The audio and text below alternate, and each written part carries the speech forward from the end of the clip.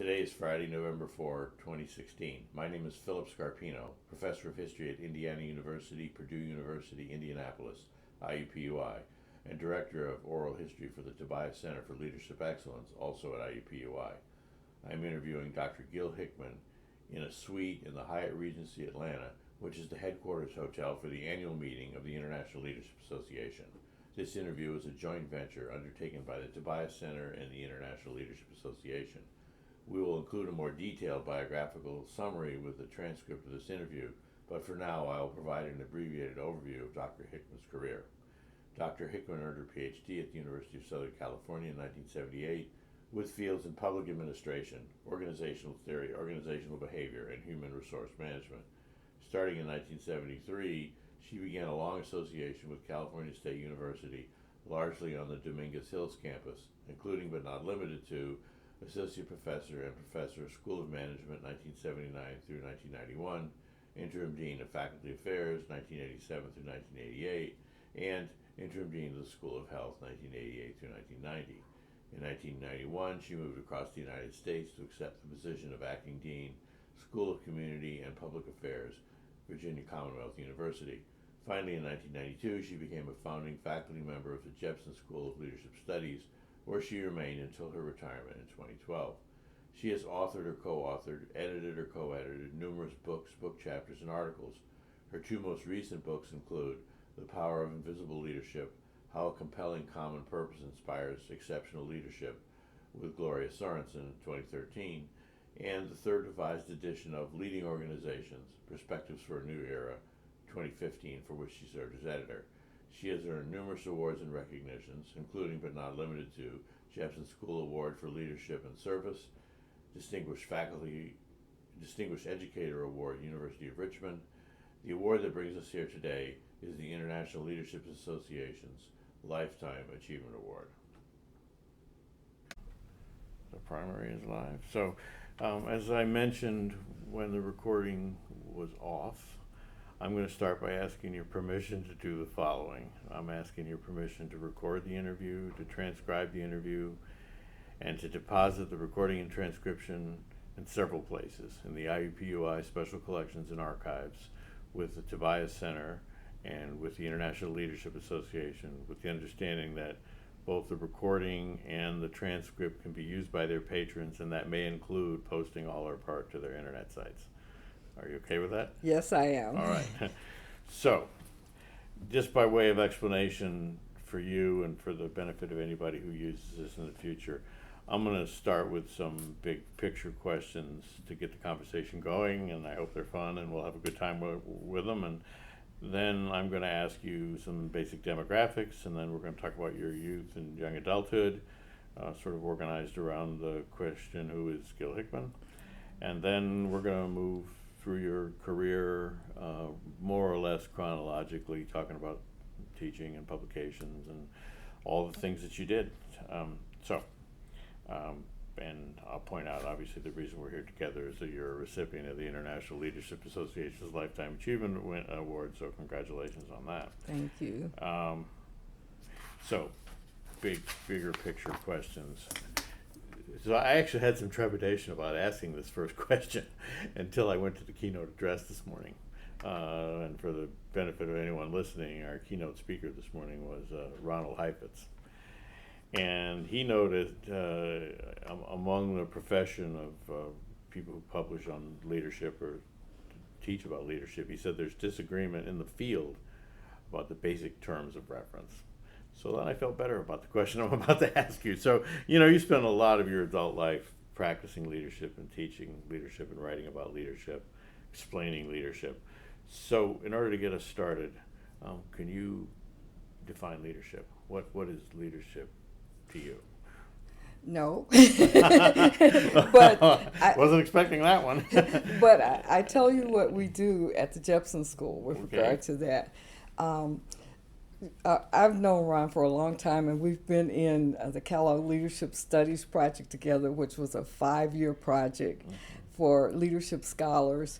And we spent a lot of that time arguing about whether there's a definition of leadership and whose definition rules. And at the Jepson School, we decided to get out of that whole process, and we decided to identify something that we call a family resemblance among all definitions of leadership.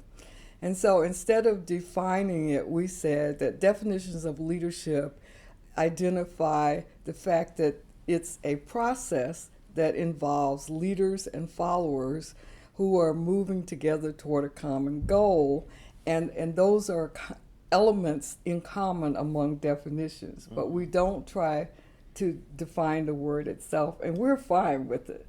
Ron is not fine with it, and it doesn't bother us that we identify that family resemblance, people, and we move our students from there, and they seem to be okay with that. So you've got more of a holistic look where you're integrating followers and leaders. With that said, are there any qualities that distinguish effective leadership? Well, I tell you, the way I look at leadership, I rarely look at individual leaders. I rarely do that from my perspective, even though I teach organizational leadership and I write about that. I try to set up a framework that talks about them sharing the process that they're going to go through, even sharing the way that the organization, the philosophy that the organization is going to have about leadership. So I don't particularly look at qualities. I look at what the collective needs to do together. And there are going to be people, of course there are leaders in the process, but it moves. I mean, you can be a leader in this context and you can be a follower in the next. You could, even within your own organization, you can come into a team process and part of that time you're in a leadership role and part of that time you're not. And I think for me, as you know from what I write about, there's a lot of focus on the common purpose. To me, people bring to the common purpose those qualities that they have that are going to push that purpose forward. And whether it's from the official leader or not, is not as important as the fact that together you've decided what needs to happen, how much you are committed to it, and then the people who have the capabilities to do different parts of it, do that. I mean, I really don't identify qualities unless, I can say that, certainly you don't want people in the process who are not honest with each other, who can't be trusted, but that's on both sides. You don't want leaders or participants that don't meet those, and that they're solidly committed to the reason they're there, that common purpose. So you talk about a collective process. Is there a process whereby, if the system is working, is there a process whereby a group develops a shared vision? Sure. I think people are drawn to certain organizations because of the vision that organization has, or the way that they understand that organization to operate. I mean, they're just, I talked yesterday when, after I received the award, about the fact that I was in California. Well, I didn't say all this background, but I was in California reading the Chronicle of Higher Education because I was looking to move back to the East Coast where my family lived. I was divorced and I was looking to move back. And I saw this ad for the inaugural dean of the Jepson School, and I read the mission about a school where students learn the ethical qualities of leadership, and they go out into the world to serve and use those qualities to better society. And I thought, oh I actually said this out loud. I said, if I could work anywhere, it would be there, but I don't want to be the dean. Been there, done that, don't want to do that again. We're going to talk about, but you had several stints as an interim dean. I know. And so that's why I knew what I wanted to do at that point, and I didn't want to be dean. So I put that aside and I moved on, and that common purpose is really what drew me to that job. But I didn't get into the job until my husband got a position here in Richmond. And at that point that he got that position, they were hiring faculty. And when I saw that, I told my husband, I said, that is my job. And he said, that's very egotistical. I said, I don't mean it that way. I mean, that is my job. That is for me. That is what I should be doing in life. Like they wrote it for you. Like they wrote it for me. And that, that's kind of how I'm drawn to the work. And that's how I see some people as being drawn to a certain organization or the other. I tell my students that ideally, they will work for organizations where it is a good fit between who they are and what that organization does. But I said, I'm realistic. I know that early on you're going to have to work wherever they give you a job. I said, but you keep your eye on that goal, and so going back to your issue, I think that it's best to be drawn to the work by what that organization does. And the question again, give me. Well, I asked you, looking at a system where leaders and followers are developing a common purpose. Is there a process for developing that common purpose? Yeah. So when you get to the job, it could be in different phases of development. When I went to the Jepson School, it was all curriculum on paper. Nobody had ever taught the courses. We hadn't set up the structure. So that's one level of figuring it out. But no matter what level when you come into the organization, whether it's young or old or established organization, I think you should be able to contribute to that vision.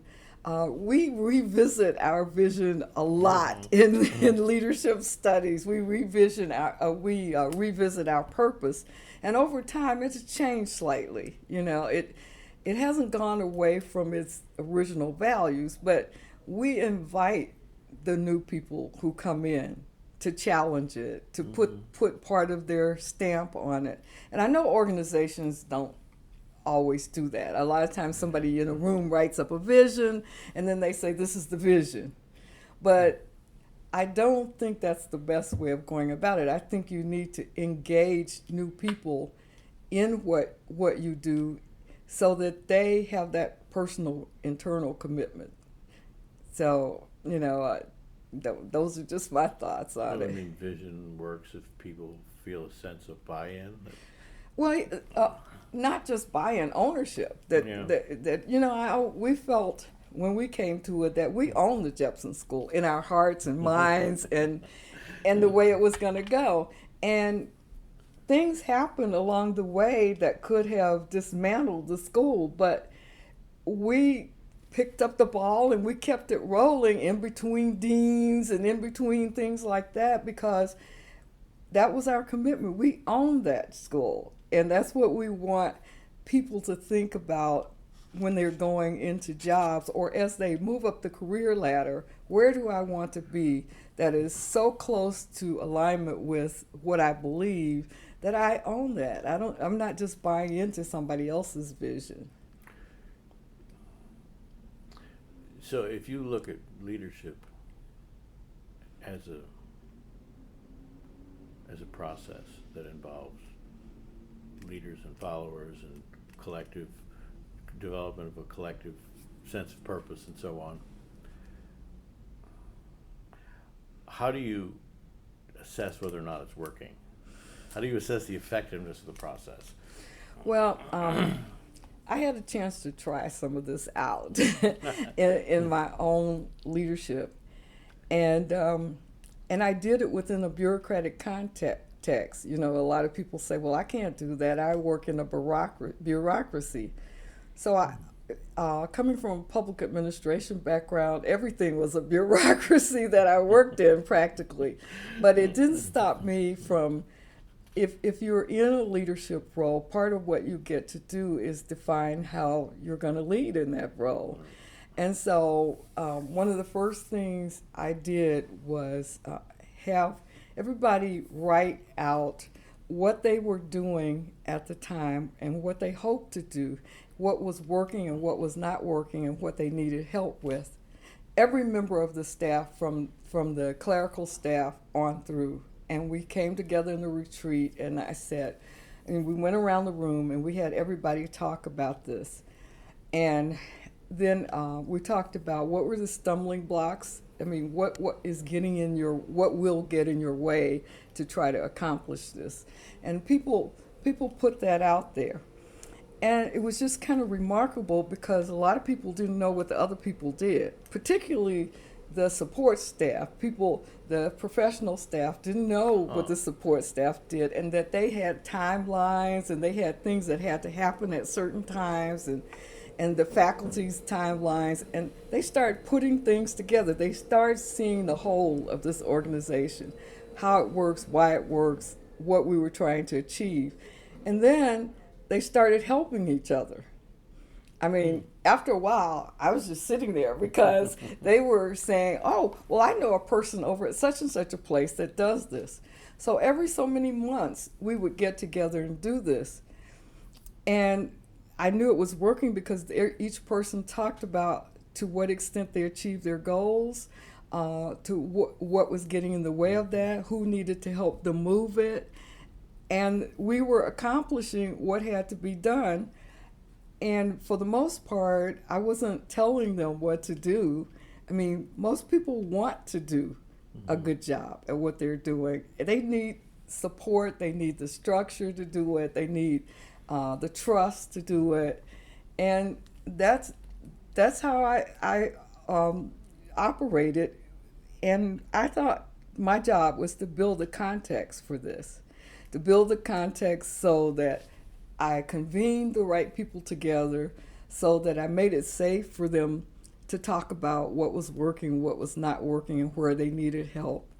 And then, you know, I really didn't have to do performance evaluations because they were doing it themselves. You know, they were saying what got accomplished and what didn't, and it made it easy for me to do the evaluations. And the other thing I found is that people really didn't want to let their peers down. And so the convening process and the trying to bring forth all the support that people need to do the work, and then seeing that work was accomplished, I knew that it was working. And I'll give you an example. We needed to hire someone. I can't even remember what we needed that person to do, but I had my list of, you know, what I had accomplished and what I hadn't accomplished and what the problems were. And one thing on my list was to hire a person in to do this job. So I came into work one day a few weeks later, and they said, well, Gill, here's your new employee. We interviewed him, hired him, and here he is. I was like, yes, yes, it's definitely working.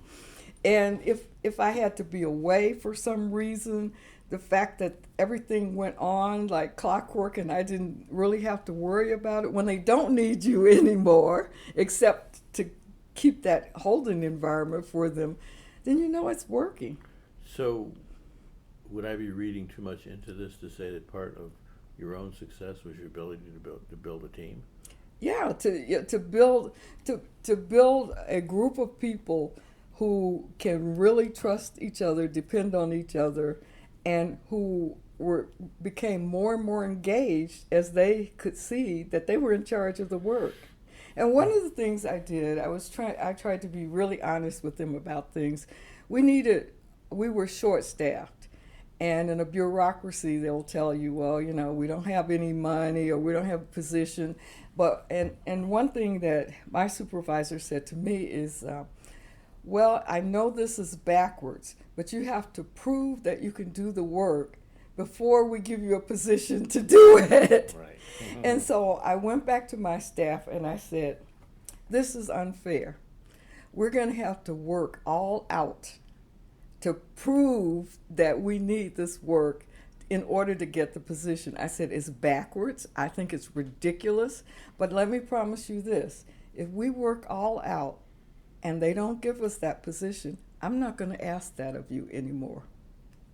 And we'll come back and figure out how we can do the best that we can do without that position. But that also reflects trust.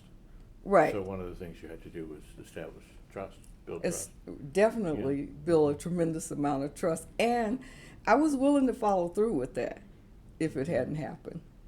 And the other thing is, I believe that people establish rules because at one point in time they were probably needed, but I revisit them all the time. I mean, I am a counter bureaucracy person in that way, in that I figure somebody made the rules so somebody can change them, and I will volunteer for that job. So, you know, of course, like most organizations, you have times when the office should be open from 8 to 5 or whatever. So I came in one day and I said, you know, the office has to be open from 8 to 5, but that doesn't mean everybody has to be here from 8 to 5. I said, you decide every day who's going to be here by 8. And you can rotate that. I don't care. We just have to have the office open. That's the way, you know, I mean, I just don't think in set terms about how one has to go about doing something.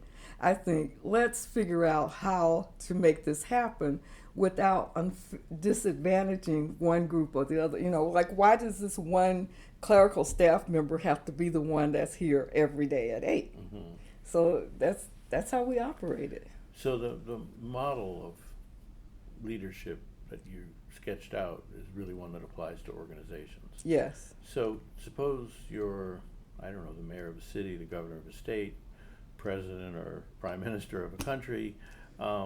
You probably have a staff, so you have to work with them, but I would assume that your followers then would be the citizens, some of whom may have voted for you and some of whom may not have voted. So how do you make it work with a bigger universe of followers and a more diverse universe of followers? Well, you know, I think that part of the problem is with this, that people don't invite everyone to the table that needs to be there, and then they don't listen to why that person is there and what it is they need from the process. And so I would use a similar process, but starting off by inviting people to the table and then talking about why their presence is so essential, letting them talk about why their presence is essential at the table. And again, starting with this trust building process, because it really doesn't matter whether you agree with me or you don't agree with me. It's the fact that your voice should be represented there. And together, even with these differences, as you get to know somebody, it's difficult to not like. I mean, you may not like a certain personality, but it's difficult to hate somebody sitting right next to you and you work with them every day. And so, and you have to depend on them to get the work done. I've had employees like that. I had an employee that my first personnel director job, I was 25, and my immediate professional assistant was 64. And she had been a person in the office that sabotaged everything. I mean, so she was a person that felt that she was never going to be the director, but she could have power by sabotaging things and by holding things in her own area that nobody else knew how to do.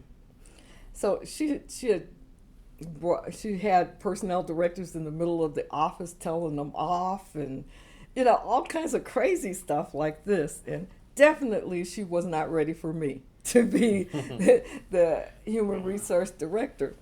And so everybody came to me and told me what a terrible person she was, what a horrible challenge she was. And in fact, she did try to do a number of things to undermine me and other people in the office. But she was the person I had to depend on. She was my professional staff person. I needed her. So I brought her in, and I basically expressed that I need you, I need your experience, on and on. But the thing, I believe in you're trying to separate as much as possible a personality type that you don't like versus their capacity to do what needs to be done. And so, to the greatest extent possible, I did that with her. Mm-hmm. And so she came in one day. Because people didn't like her, they punished her in ways that they had power over. And so one of the ways they punished her was not letting her take her vacation time when she asked for it. So she came into my office one day and she said, I like to get together with my family at Christmas time, and I'd like to take this time off. I said, absolutely. I said, I think people should take their vacations when they want them and need them, unless there is some dire crisis. And that started to turn her around. I mean, because people punished her for what they didn't like about her. And it really, so I'm saying that you really have to get to know the person, and you have to be fair with that person. You don't have to love them. You don't have to like their personality, but you have to respect them as a human being. And once you do that, a lot of barriers fall away.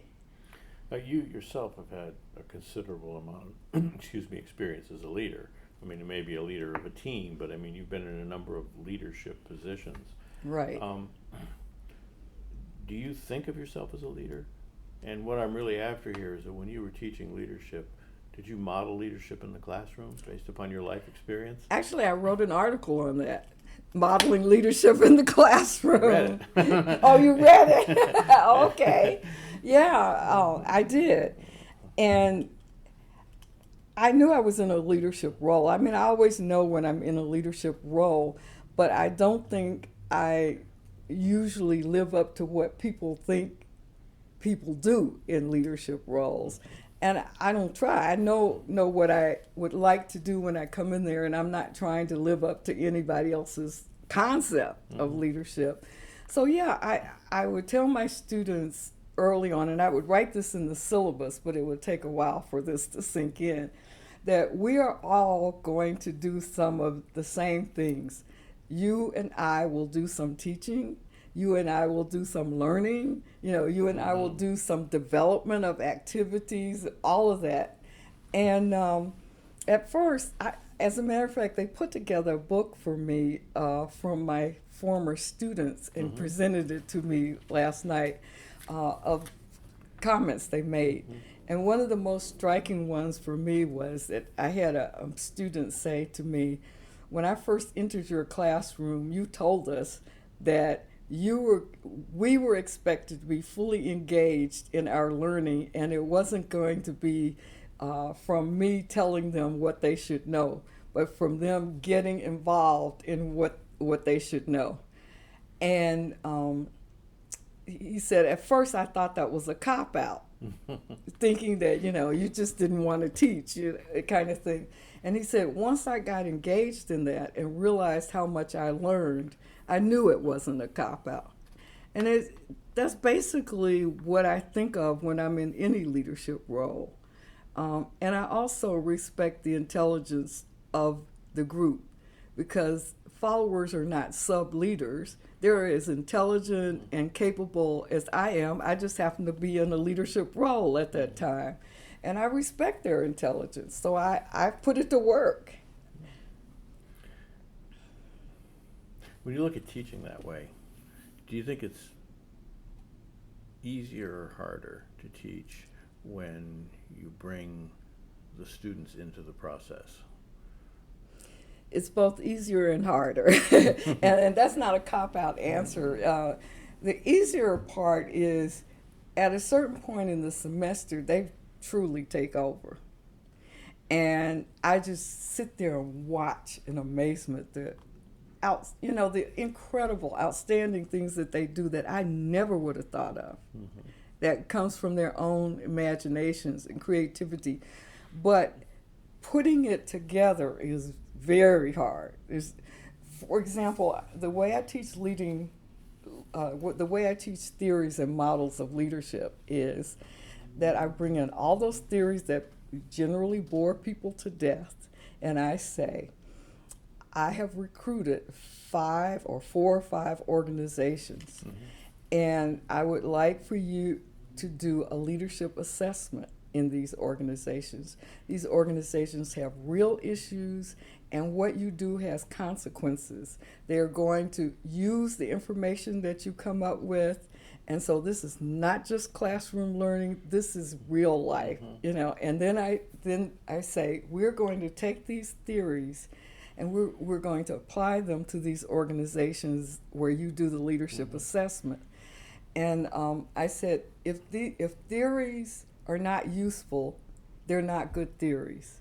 And we're going to figure out which ones really help and which ones are not that useful. Mm-hmm. And so then each group of 4 to 5 gets an organization. They have an interview schedule where they have to interview people at all levels of the organization. Mm-hmm. I do design the questionnaire because they don't have a concept mm-hmm. of how that's supposed to come together until the end. So they do all these interviews, they keep the notes, and then at the end, they put it together to feed back the information to the organization, but with the overlay of which theories help, where there are gaps in the organization, where there are problems, what they need to do, recommended what they need to do to fix them. They put that in a report form, but they also I have them invite the organization in and they deliver it to the organization. By the time they do this, the organization is just in awe. How could you understand us this well? And they're taking notes when the students are giving the recommendations, and they take these reports and go back and implement them. And the students are just in awe. So part of the learning process is you've given your students real-world clients to work with. Real-world clients to work with. And so these theories are just not things you memorize and put on the test. These are things that they have tested in an organization. When you were in the process of developing your career, which in my mind I'd actually divide into parts. I mean, when you were working in human resources and then went to leadership, did you have mentors? People who helped you out along the way? Oh, yeah. I had phenomenal mentors. And the mentoring started in my second job, more so than my first job. In my second job at the California State University system, when I went in, I was the youngest professional they had. I was the only professional of color in that unit. And how about female professionals? Did they have very many of them? Actually, they had a high-level female professional in that unit. Mm-hmm. The number 2 person was a female. Mm-hmm. But she was much older. I mean, I was in my early 20s, and the people at the top were in their 60s. And the white male who was at the top of this organization, everybody was terrified of him. And the power positions were very clear. I mean, his office and his number 2 person was physically separated from the rest of us. You know, we had to walk down the hall and go into the inner sanctum and that kind of thing.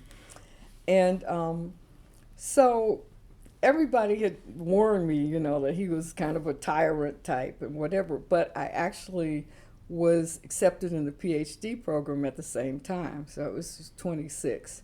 Mm-hmm. And I found out that USC's program was a full-time daytime program, and I had a full-time daytime job. So I called his office and I asked his secretary to schedule a lunch that I would like to take him out to lunch. And I said, where's his favorite place? And we went out to lunch, and I said, I really do like this job. I would really love to stay in this job.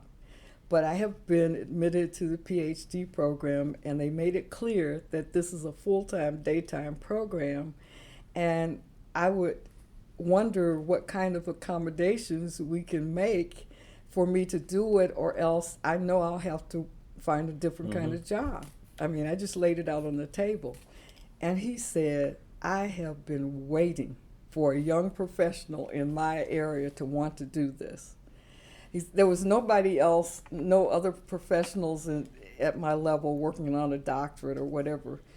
And he had a doctorate, and actually helped to write one of the key textbooks in that field and that kind of thing.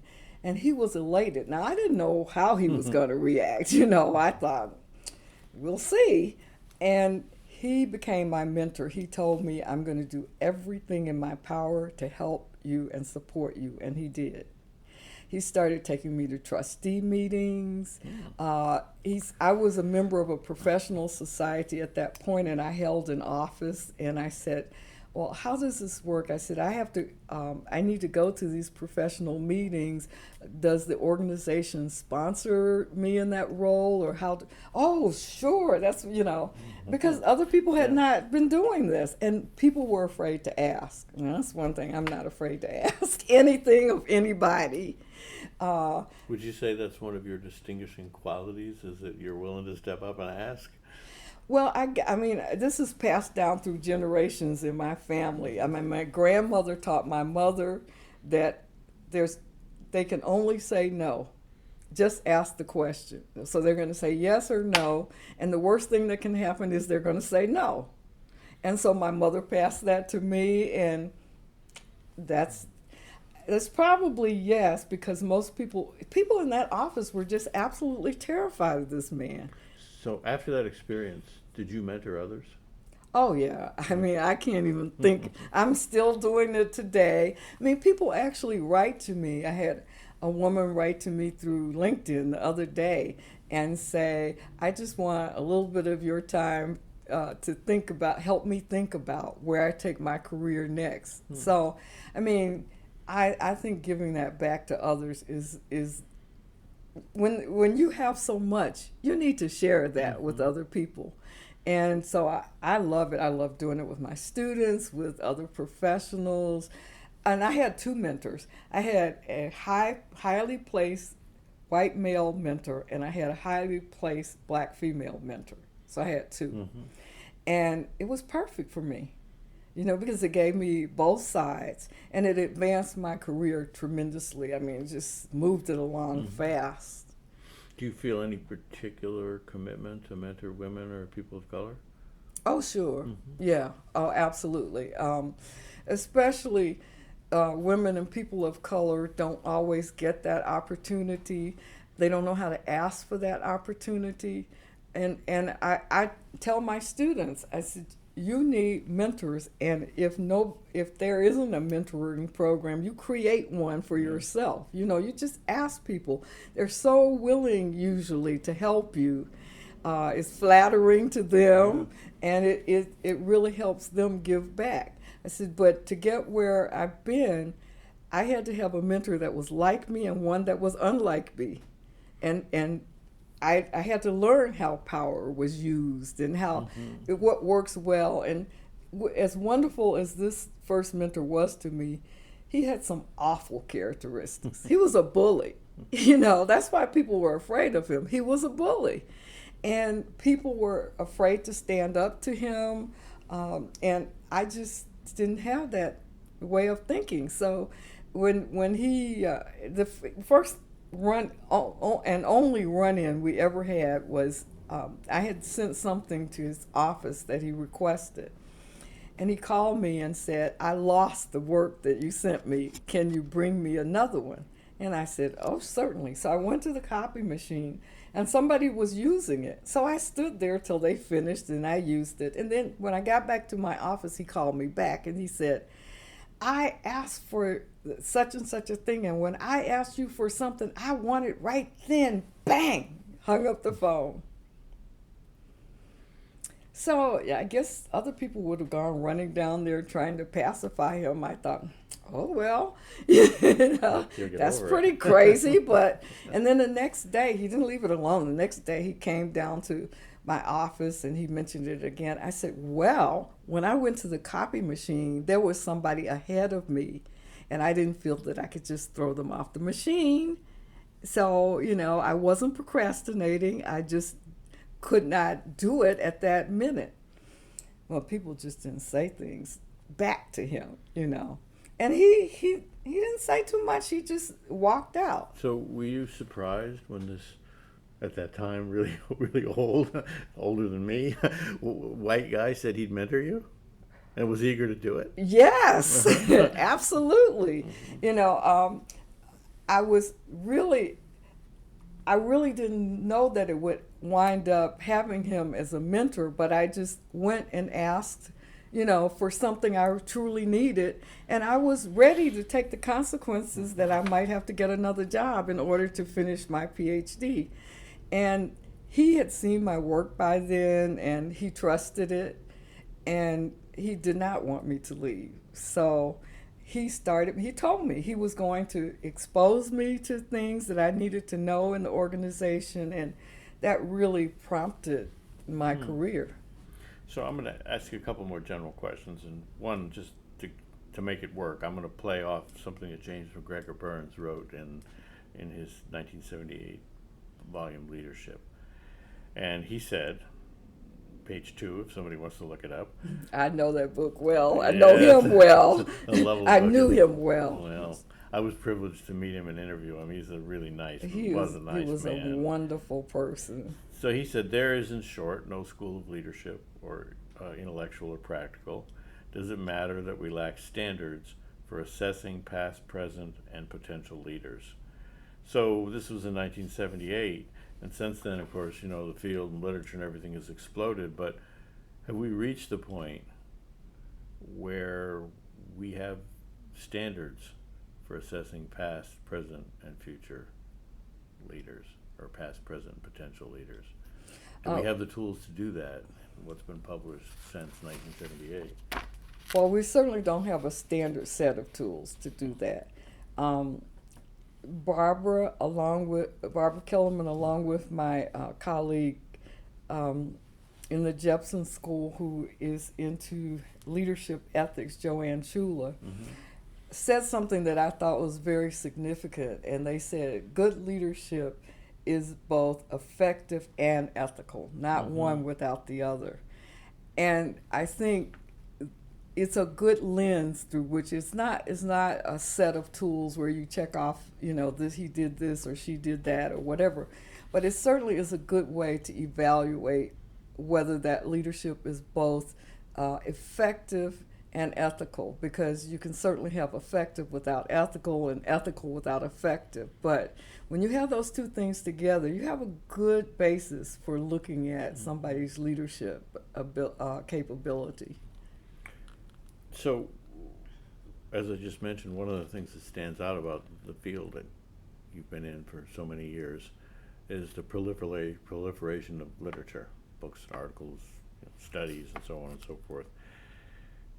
If we take your own work and set it aside for a minute,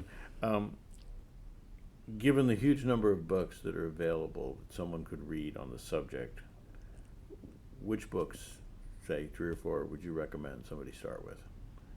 What are the must-reads? Okay, well, it's interesting. When we went to the Jepson School, we had a stack of must-reads that we were given, and then we would sit around and discuss them, and certainly Jim's book was one of them.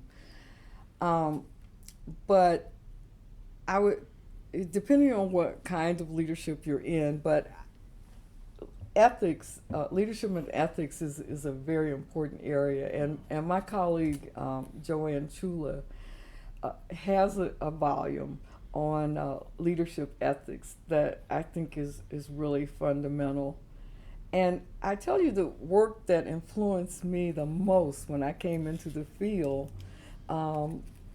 was the work on followership that Robert Kelly did. Because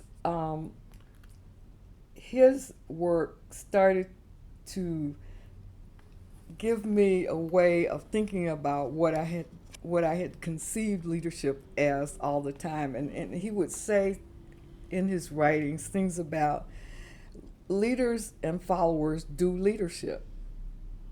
And I thought, yes, you know. And then he said leader and follower are just two roles. And you can be leader in one setting and follower in another. And then he talked about carrying out the responsibility of each role as you are in that role. And that was a big influence on me. And subsequently, he published an article in 1988 about what it was on followership, and I can't even remember the whole title of it now. It'll come to me. But then he published a book in that field, and I think people need to read that, because people don't think about leadership and followership in that way. They think, would you rather be a leader or a follower? And if you're a follower, you're a sheep. And he gave a framework. I don't know if you've already read this, but he gave a 4-part framework. And he had sheep over here, and he had effective followers here.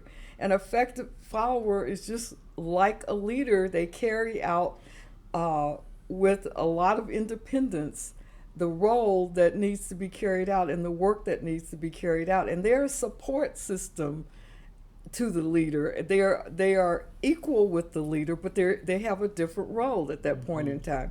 That I thought, okay, this person really says what I'm thinking about. You know, we have become great friends over the years, but that influenced me tremendously, and I think people should read that. And I am trying to think of other things that I would have them read. Of course, I am very influenced by shared leadership, and there are a number of articles on shared leadership that I think people should read. And I'm blocking names today like crazy, but I think they should read about shared leadership. Not because leaders aren't important, but people need to kind of turn the pyramid upside down for a while and think in a different way about this. And then there's a lot about leaders, so you know there's no end to that, but you need to shake up mindsets that it can only be this way, and that you've got to have this charismatic person on the top that can tell everybody what to do. And those are the kind of readings I would say do. A lot of the Dick Kudo, one of my colleagues, do you know Dick? He would say there are books that are read in airports, and then there are books that are written in airports. And some of the leadership things out there seem like books written in the airport. Yeah. Look for books that really have a scholarly base. They have research. There's just effective, solid thinking behind their concepts, and not just platitudes. You know, 8 ways to do this. And you have to read broadly because it crosses so many fields. So I would read the book on followership, on shared leadership, and then I think you should get familiar with your history about how leadership theories have developed, what the leadership, how we got from great man to shared and e-leadership and things like that. So you notice in my textbook, there's a collective of readings. And I would say I would like to see people read broadly. Now, this is around organizational leadership, but in Jepson, we have 2 intro courses.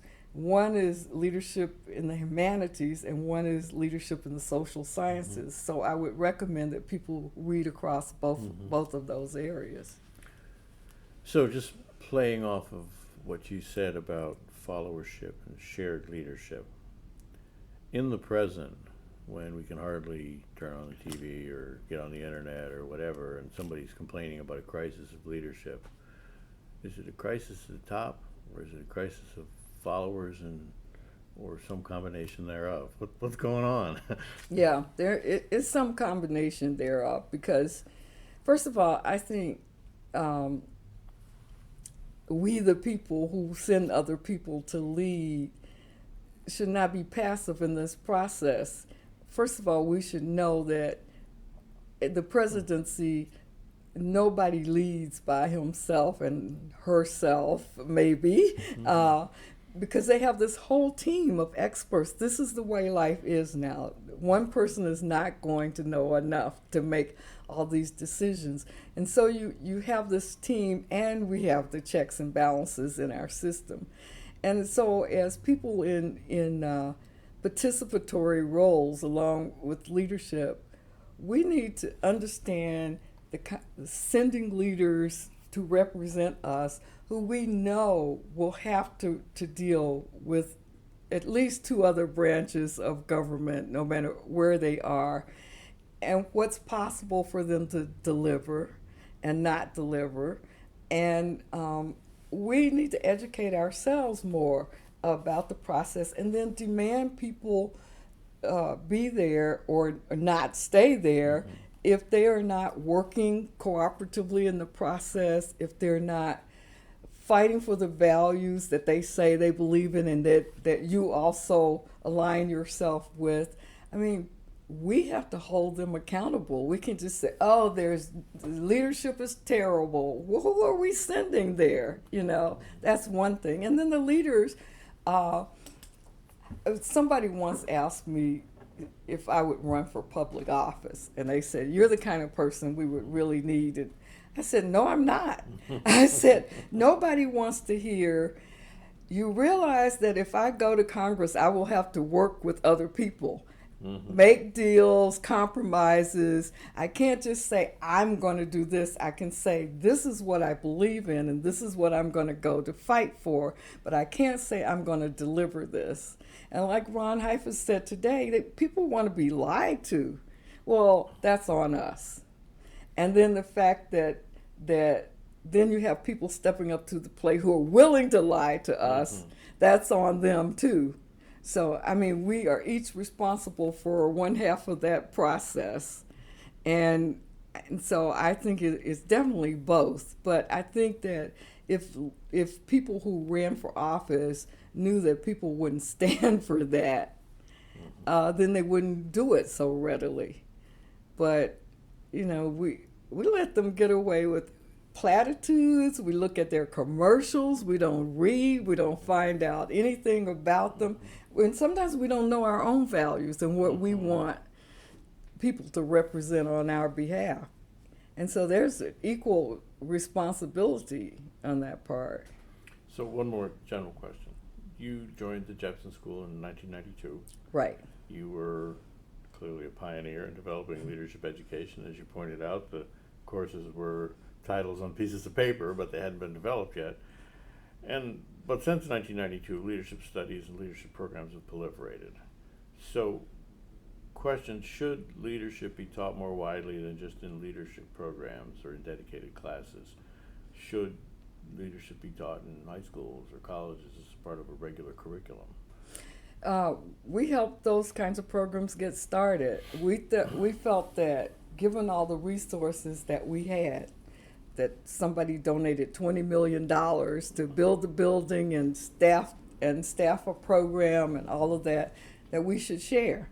And so we invited anybody who wanted to come to Jepson to come sit in, have conversations with us. We didn't expect them all to pattern their program after us, but they could at least see what we had been doing and going through and trying to get settled. And then especially in the early years, we took on K through 12 programs, integrating leadership into these programs. Several years, we had institutes for teachers who taught K through 12 to integrate. We taught sessions to help them integrate leadership thinking and concepts into their courses. I worked with particularly Georgia Sorensen and I and several people in the Leadership Scholars Program, worked with the Leadership Training Institute at John F. Kennedy High School in Montgomery County, Maryland, where they had started a leadership program. We helped them with their curriculum. Our students went out to schools and helped them develop the curriculum and help students. So yes, I mean, this should be something that's proliferated throughout the society. I think if we had more of that, people would be less willing to stand for what they get in certain leadership roles. So when you talked about the leadership scholars, you're talking about the Kellogg Leadership Scholars Program, yes. Okay, so now I'll ask you some easy questions. We'll put some demographics in the record. So when and where were you born? Baltimore, Maryland, March 28th, 1948. Georgia asked me, is Baltimore a part of your life? Most people don't know that because... That's how she found out. Yes, because my parents, well, she didn't reveal too much, but she just asked me if I knew if Baltimore was a part of my background. And I said, yeah, most people don't know this because my parents divorced when I was 3, and I moved from Baltimore. So I don't talk about it that much because I don't know that much about it. But yeah, that's where I was born. No, I was chuckling because I asked her to verify that you were born in Baltimore. She said, gee, I don't know. And then a few hours later, she emailed me back and said, that's right. I figured she probably called you. So your parents named you Gill. Mm-hmm. Where did they get that name? Why did they name their daughter Gill in 1948? I have a very smart mother, a very smart mother. And she gave this considerable thought. And she decided, she was a black woman and growing up in Alabama, and she had faced discrimination.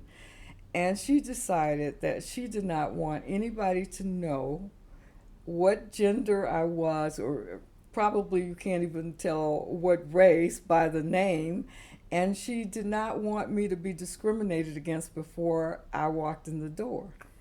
So she said, Gill is part of my father's middle name, which is Gillespie. And she took the Gill part and gave it to me, and she said, now, people will not know until you show up. And that it has worked my entire life. People do, I mean, especially when you send in an application and they look through your credentials and then they call you to the interview. And so every time people are like,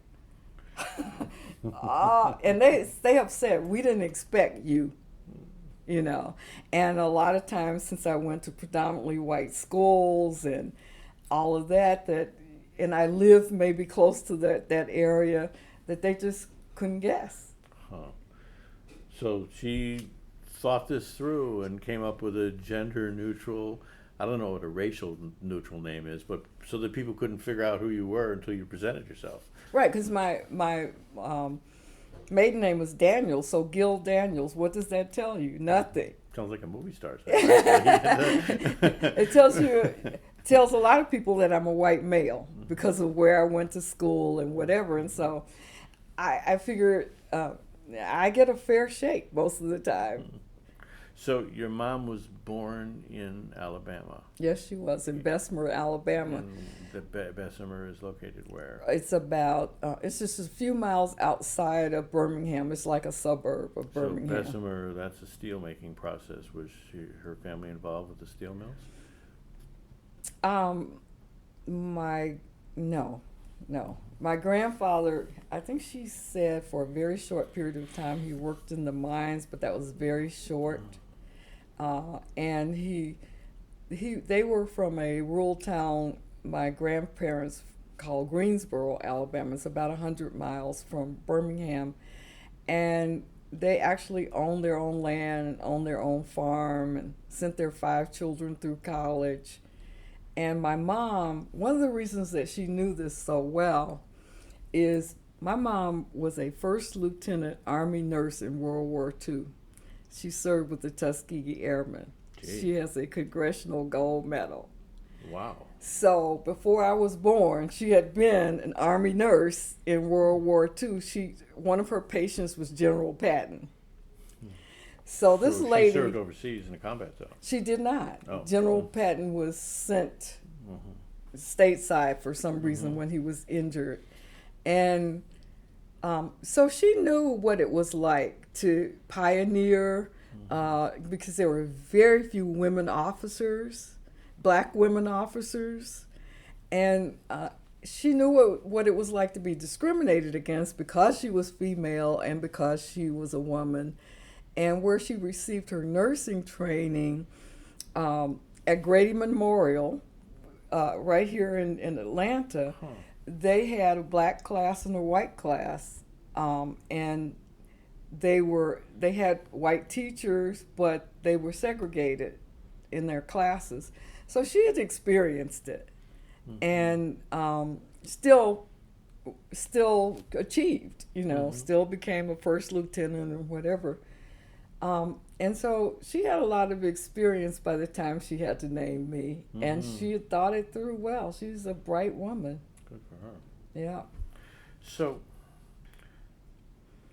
but you left Baltimore at the age of 3 and moved to Birmingham. So you actually grew up in Birmingham. Is that right? Actually, yes, I did grow up in Birmingham, but when I left Baltimore, I went to live with my grandparents for 4 years in rural Alabama. So what a big change.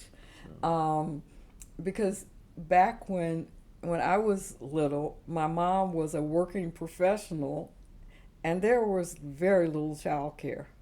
And she was able to pay for child care. She was able to pay for somebody to come in and be with me, but she could not get consistent good quality child care. So my grandparents suggested that she send me to them until my mom could move closer to Alabama. And she did. She moved there and started working at the Veterans Hospital in Birmingham.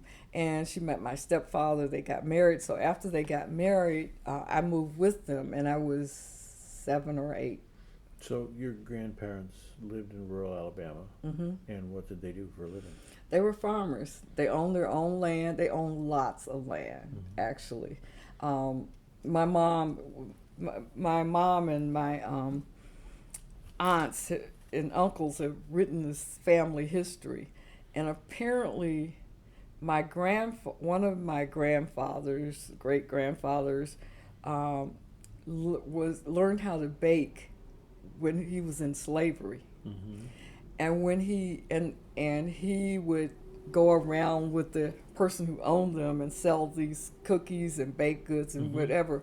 And once slavery was over, he continued to do that because he had already established a relationship with the clients. And he was one of the first people to own land in Hale County, Alabama, and he started buying these acres of land. And so my grandparents were well respected, even though they were black, even though it was a segregated system. They were landowners. But the money to buy the land came from your great-grandfather's baking. Yes. Were they raising cotton? They did raise cotton. Yeah. They had cows, cotton, corn, and they had a big enough farm where they were able to hire farm hands to work for them. So did you, as a small child, work on the farm? Absolutely not. They would not let me. They were like, my mother still laughs about this. They say, no, baby, go sit over there in the shade. You can't do this. They would not let me do it. I wanted to. I would beg them. I was like, I want to try it. No, you go sit over in the shade. But my mom did. My mom and her siblings. And he sent all his kids to college. And some of my grandmother's siblings went to college as well, because after my grandfather was able to make this money and whatever, They lived a really good life. They built a nice home. My grandmother was a society lady who entertained Mrs. Booker T. Washington and Gee. things like that. So, yeah, they did well. That's on my mother's side. On my father's side, 3 generations of college graduates. My grandparents met on college campus. Also from Alabama? They were from, that side of the family is from South Carolina, Orangeburg, South Carolina, where South Carolina State and other historically black colleges are. So, do you have any brothers and sisters? I do. I have 2 half brothers. So I was an only child for 8 years.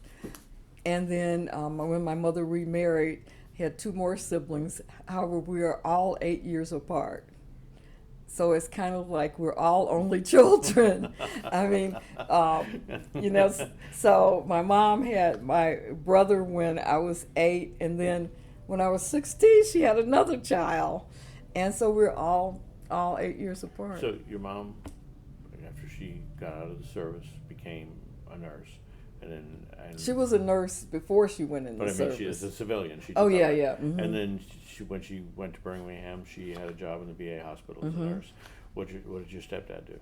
He was a teacher, and he. It was interesting. The disparity in salaries were based on race, and so black teachers did not make a lot of money. They made less money than white teachers. So he also worked in the post office. So we had 3 jobs incomes coming into our household, which meant we never wanted for anything. We were just very privileged. So you talked a little bit about your mom, but I have a feeling there's more there. What impact did your mother have on you as you became an adult, and also as you began to think about what it meant to lead? Oh, she was always my role model. Whenever people would ask that question, you know, who's your role model? And these people would come up with celebrities and whatever, I'd say my mom. You know, hands down my mom. And she was here yesterday when I got the award. Okay. So, I mean, I just look up to her because she has so many wonderful qualities. But I remember one of the theories in leadership has to do with achievement motive. And McClellan, I think it is, who said that the way you raise high achievers is you give them a task to do that is above their ability, but not so far above their ability that they can't do it, but it stretches them. Well, that's the way I was brought up. I mean, my mom always had all this confidence that I could do things, and so she gave them to me to do. And then in the segregated South, in the black community, anyone who had capabilities, the whole community nurtured that. Your church, your school, your parents. And so they didn't wait for you to volunteer for things. They volunteered you, you know. So if they knew you had certain capabilities or they wanted to develop those capabilities, they just, for example, a lot of my teachers would say, okay, Gill, you're going to deliver this speech. What? I don't like public speaking. Oh no, you're gonna deliver that. Okay. Then the one day, my minister said, I want to develop the youth in this church, so I'm going to turn the Sunday school over to the youth, and Gill, you're going to teach the adult class. What? I said, my mother's in that class. You know, Approximately how old were you then? 14, 15, something like that. And what church did you go to? This was a Baptist church at this point. And so I said, well, let's see, what do I have to do? And so I started reading all these sources. You know, I was terrified. I mean, all these older people in my class, and they had been studying the Bible for years, and I'm 14. So that's when I started learning to teach and didn't realize it, because I had to read different sources so I would understand what I was going to teach. And so this is the way it was in that community. People really supported you and nurtured your capabilities, and that's what got lost in integration. I mean, of course, I wouldn't go backwards and purposely have segregation, but you had a group of people who believed in you, who nurtured you, who didn't question your intelligence because of who what your skin color was. And so I carried that with me into adulthood. The other benefit, you asked about where leadership is coming from, the other benefit was having lived with my grandparents for 4 years, my aunts and uncles were in college. And so they were coming in and out of my life, and I became like the baby sister of their family. So my aunts and uncles were here yesterday. So I had a whole village that brought me up. It must have been nice to have the whole village here when you received that award. It was wonderful. When I said that I stand on these people's shoulders every day from what I do, I'm not kidding. I mean, they nurtured me. They were as invested in me as my parents, and so, I mean, it really, what it does, unconditional love gives you total self-confidence. I mean, you don't start to doubt who you are, why you are who you are. It's not cocky. It's just that you know that somebody believes that you have what it takes, and they're going to support it and nurture it, and other people can tell you anything they want to. But it also seems as though they really expected you to measure up. Well, and it didn't feel like pressure, though. I was looking at them. Here they were all graduating from. I went to a lot of their graduations. Here they were graduating from college. Who they put the pressure on was their own kids, because they expected their kids to be me. Oh. And I didn't realize how much pressure that was until I got older and I talked to my cousins about this. But they all reached the mark. But growing up in that environment with all that positive reinforcement and all that encouragement to do well surely had to shape the adult you became. Oh, it totally shaped the adult I became. It sounds a little bit like the description of leadership that you started off with at the beginning of this interview. I guess that's why I believe in the collective so much, because I've seen it work so well. I saw it work in the civil rights movement. All these people who think that Martin Luther King was the person that generated all this action. I mean, a group of women in Montgomery invited him in to become the spokesperson for the movement, and these women were already leading. They passed out the flyers to announce the Montgomery bus boycott. They organized that. And so Martin Luther King, you can't take anything from him. He was a wonderful leader, but people came to that leadership because they wanted to, because they believed in that purpose. Sort of a magical case study of followership too, isn't it? It is, absolutely, absolutely. So, we talked about your mother and your stepfather and your grandparents, your pastor, with other people that you encountered while you were growing up that had a significant impact on the adults you became? People my who really teachers. stand out. Yeah. They were just incredible. And I went to a high school where there was one counselor for the whole school, and I forget how many students there were in that school, but a couple thousand maybe. And she knew every single one of us. And so she, again, you didn't volunteer. They didn't send out a notice saying, oh, we have the opportunity for this, volunteer. No, she would come to your classroom and call you out and say, Gill, there is a program called A Better Chance that sends African American students from the segregated South to boarding schools in the East. You are a candidate. I want you to apply for that. Here's the application. And you went to school in Massachusetts? I went to a boarding school in Massachusetts, in Lenox, Massachusetts. I'm going to ask you about that in a minute, but it seemed like a good idea to get it in the record now. So, you grew up in Birmingham, and I'm trying to do the math here in my head. You were born in 1948, so by the early 1960s, you're 13, 14 years old. You I'm going to just put a little bit of information here in the Right. record for anybody who uses this, because minus this context, they're not going to get it. Mm-hmm. So just going to talk about Birmingham. So Mother's Day 1961, Freedom Riders arrive in Birmingham.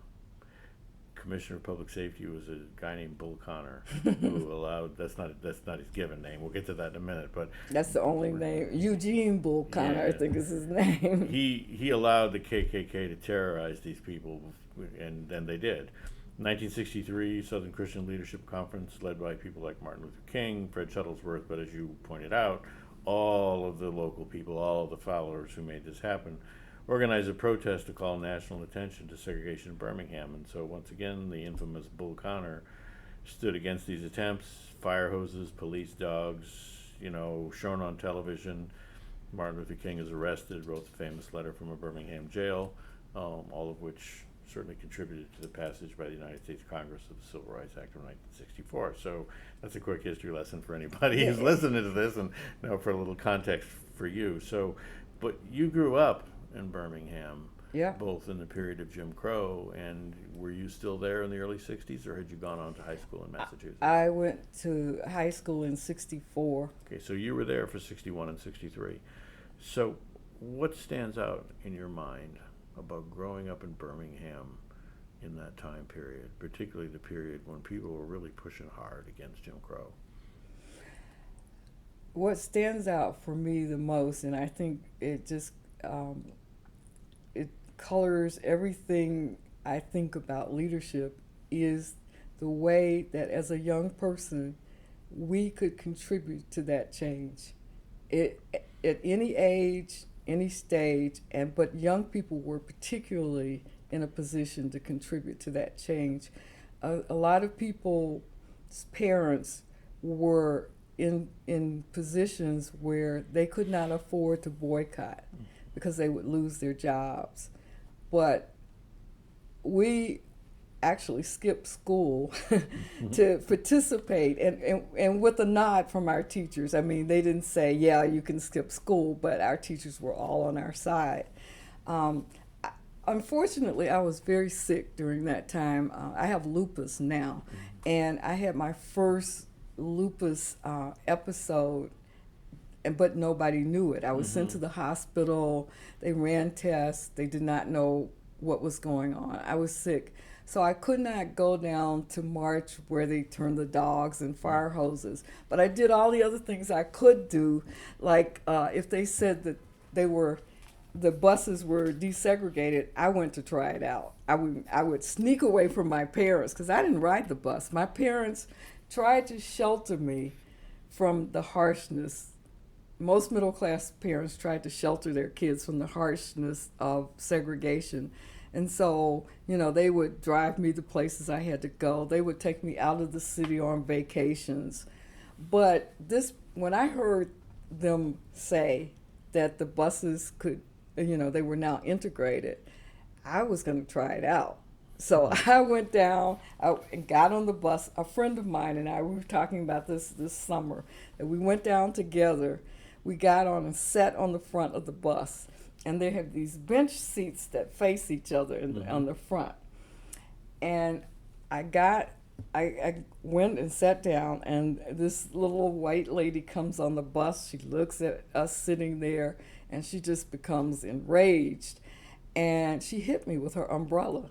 And she said, I'm just going to quote what she said. She said, well, these niggas are worse than dogs. If you hit a dog, at least they won't come back for more.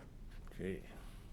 And when I got off the bus, at the end of my ride, this man's fist missed my head by just a little bit, just a few inches. He tried to hit me. It didn't stop me from doing these things. Then I went home and told my mom, and she had a heart attack. And then when I heard that we were supposed to be able to eat at the lunch counters, the first day they would announce something, I would try it out. So I went down, everybody was boycotting the stores to get them to change, using the economic boycotts to get them to change. And so my mother had given me some money, And the first day they said that the lunch counters in the stores were integrated. I said, okay, I have some money. I'm going to buy some new shoes if they serve me at the lunch counter. So I went downtown and I sat down at the lunch counter and everything stopped. It got really quiet and people started looking at me. And then I ordered, and of course they have black people working in the kitchen. You know, this is how stupid segregation was.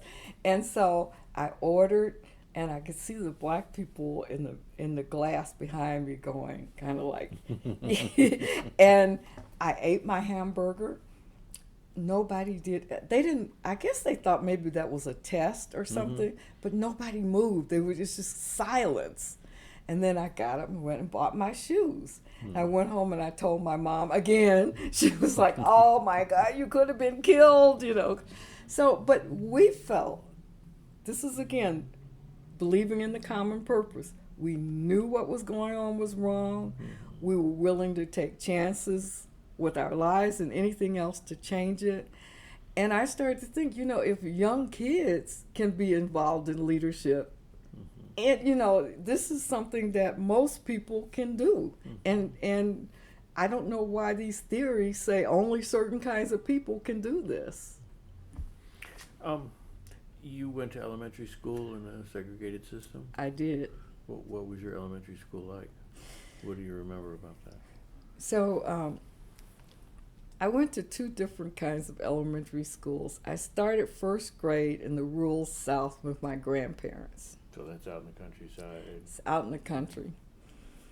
So I've always stood out as different, even in that context, because here I was in the rural South, in a rural, very under-resourced school with these kids who some of their parents worked for my grandfather on the farms. They were poor. My mother was sending me outfits from New York boutiques. And I was going to school dressed up like a Christmas tree, right? These kids had nothing. And I loved school. Loved school. So the teachers loved that. Plus my aunt and uncle taught at that school. So blending in was difficult. I never really blended in, but I learned how to make friends even though I had the odds kind of stacked against me. But I remember knee socks came into vogue, and my mother sent me every color. 1950s. And exactly, and I rolled them down every day to look like everybody else's socks. Yeah. So I started in first grade there. Then I moved to Birmingham in second grade. And I remember walking a long, long ways to elementary school, way out of my neighborhood. There wasn't a school in my neighborhood. And at that point, I'm not sure I realized how little these schools had. It wasn't until my mom and other people petitioned to have a school in our neighborhood that I got to go to a brand new school. And there were things that I noticed that parents, we were given the school and the desk. That was it. Nothing else. No textbooks, no chalk, not even at that time typewriters for the office, no pianos, no. So parents had to raise the money for everything we got in that school. That was not the case in the white schools. That was not the case in the white schools. And but our teachers were so dedicated and they so wanted us to succeed. And so we got a lot of good attention. But I remember the school district set the books for each school. I mean, the white schools and the black schools. And I remember having a 1924 math textbook, and that's the year my mother was born. Gee.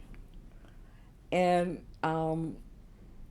if you go to the Birmingham Institute, Civil Rights Institute, you will see two classrooms side by side. And you'll see the white classrooms with a really nice desk and a nice classroom and a black classroom. And the disparity was obvious. So before I ask you about the boarding school that you went to, which was Windsor Mountain, right? I want to ask you a question about leadership. This is either going to work or it's not. So I'm going to just talk about Birmingham, but this question has much broader implications. So we talked about Bull Connor, and I actually looked up his real name. It's Theophilus Eugene. Oh, I didn't even know Theophilus. See why I called himself I Bull. remember Bull Connor well. So he was commissioner of public safety for the city of Birmingham. He was a rabid segregationist. He's the guy who gave the KKK license to beat up the Freedom Riders and all kinds of things. As you understand leadership, is a person like Bull Connor or George Wallace, are those kinds of people leaders? Well, like I said, no, because when we look at leadership, we look at effectiveness and ethical leadership, both being effective and ethical. And obviously, they were effective at what they did, but they certainly weren't ethical. So, no, I would not. So cracking heads with sticks and making people do things, that's not... Well, Barbara would disagree with me maybe well, that's on okay. that. I mean, I'm just...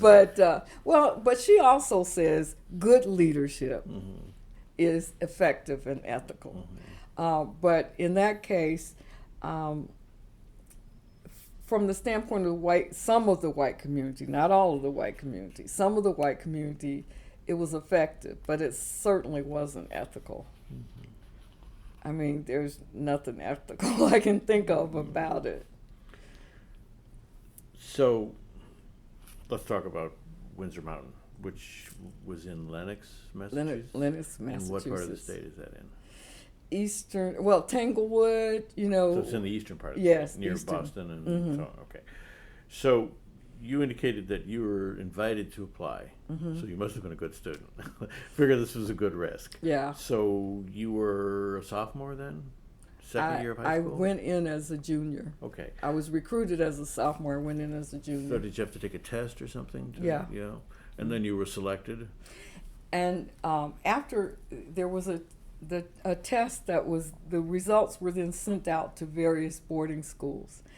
And Windsor Mountain was very interested. We weren't the first African American students that they had ever had. They were a very different kind of boarding school, which I'll talk about in a minute. But they were interested in bringing African Americans out of the South to their school. So we had 7 students from my school interviewed and 1 student from Tuskegee.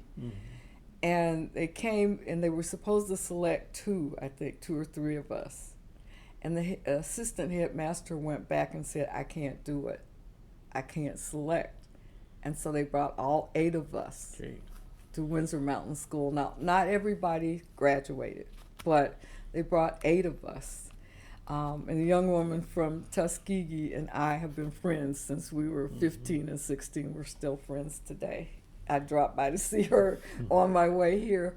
So yeah, that's how I got there. So you're then going to move from Birmingham and with all its racial problems to the north, where it snows, among other things. But on top of that, a very different kind of society, but not free of racism either. So what was it like to move to Massachusetts? And plus leaving your family behind and things that, Well, I couldn't wait for the adventure. My mom was all for it. My stepfather was all for it. I was excited out of my mind. My mom kept telling me, you're used to making straight A's here. When you first get there, you're not going to make straight A's. There's going to be a big transition. That's why they're bringing you. And that just kind of went in one ear and out the other. And so the first sight I saw when we got on campus was a black teacher hugging a white teacher. I went, oh my goodness. different kind of place. This is a different place. It was on a beautiful estate in walking distance from Tanglewood. And The interesting thing about Windsor Mountain School is that it was founded by two Jewish, a Jewish couple from Germany that escaped the Holocaust and eventually brought other people with them through the school. But they had started a school in Germany, and they had a very unique philosophy. They believed that young people were equal to older people and that they could make decisions and they could participate in the process. And so at Windsor Mountain School, we had a council comprised of primarily students who made the decisions for the school. Now, they had a couple of adults on it, but we made the rules for the school. So we were treated with respect as whole human beings. We were given responsibility, and we called our teachers by their first names. Most of our teachers lived on campus, not all. We had all our meals with them. And I was privileged not only to have one of my teachers at my table, we were assigned tables, but the founder of the school, who was a woman who was a psychiatrist who studied under Freud. Gee. Did going to that school founded by Holocaust survivors have any influence on your worldview? Oh, yes, absolutely. I mean, in so many ways, because we celebrated both cultures, you know, Jewish and Christian cultures. We had Jewish and Christian holidays off. We had foods from both cultures. But the thing about, well, first of all, I was telling somebody this today. I was not discriminated against in that environment. It was the first time in life where I was known as Gill. Not a black person, not a woman. I was me. And that's the way each person was treated. I did not have to think about whether somebody was doing something because I was black or because I was a woman. It just wasn't a part of the environment. And so when you have environment where you're totally free to be who you are, well, nobody can change you or stop you after that. I mean, I was pretty much on that road with my parents, but then to get in an environment where it was mixed, you know, you did have people from all kinds of backgrounds, and we had a lot of Hollywood influence there too, because we had a lot of celebrities' kids there. And anybody whose names we'd recognize? Oh, yeah. I mean, well, we had Harry Belafonte's daughter. Both his daughters went there. His oldest daughter went there with me, and his youngest daughter came after we graduated. We had celebrities would come there to work with Gertrude, who was the psychiatrist, after some traumatic thing had happened to them. So Eddie Fisher came there after he broke up with Debbie Reynolds, you know, and they would stay in residence for a little while she worked with them. Or, you know, people whose kids were there, they would come up, well, celebrities would just come up and give impromptu concerts, or, you know, we had like Leontine Price came up and she sang for us, and Roscoe Lee Brown invited us to his plays, and I'm trying to think of the comedian that showed up one day. I mean, but it was very connected with a lot of people whose fathers produced the sitcoms of the day. Yeah, we had a lot of celebrities' kids there. That must have been a big change from rural Alabama. Yeah, it was a big change. But the way the school operated, you didn't feel like you were in a system where people were above you and below you and whatever. It just didn't operate that way. The amazing part about this experience, over and beyond being just treated as the individual you are, is the learning environment was incredible. I mean, of course, we read books that people read in college and whatever, but we continued to discuss them at the dinner table. We even made puns from books at the dinner table. I mean, it was just a totally intellectual environment. And I remember, I wish I could do this for my own students, but I remember being excited to take my final exams because I could not wait to see what the question was.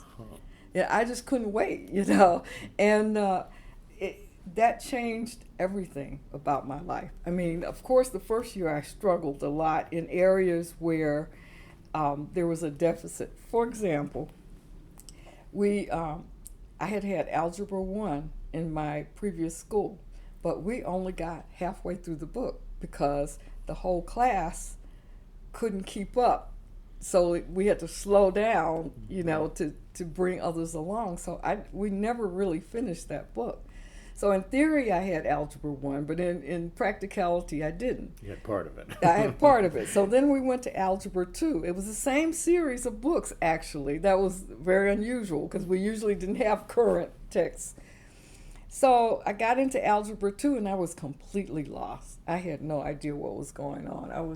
I don't understand this. I don't understand. And I had done well in math. I like math. And I was thinking, why am I having so much difficulty with this?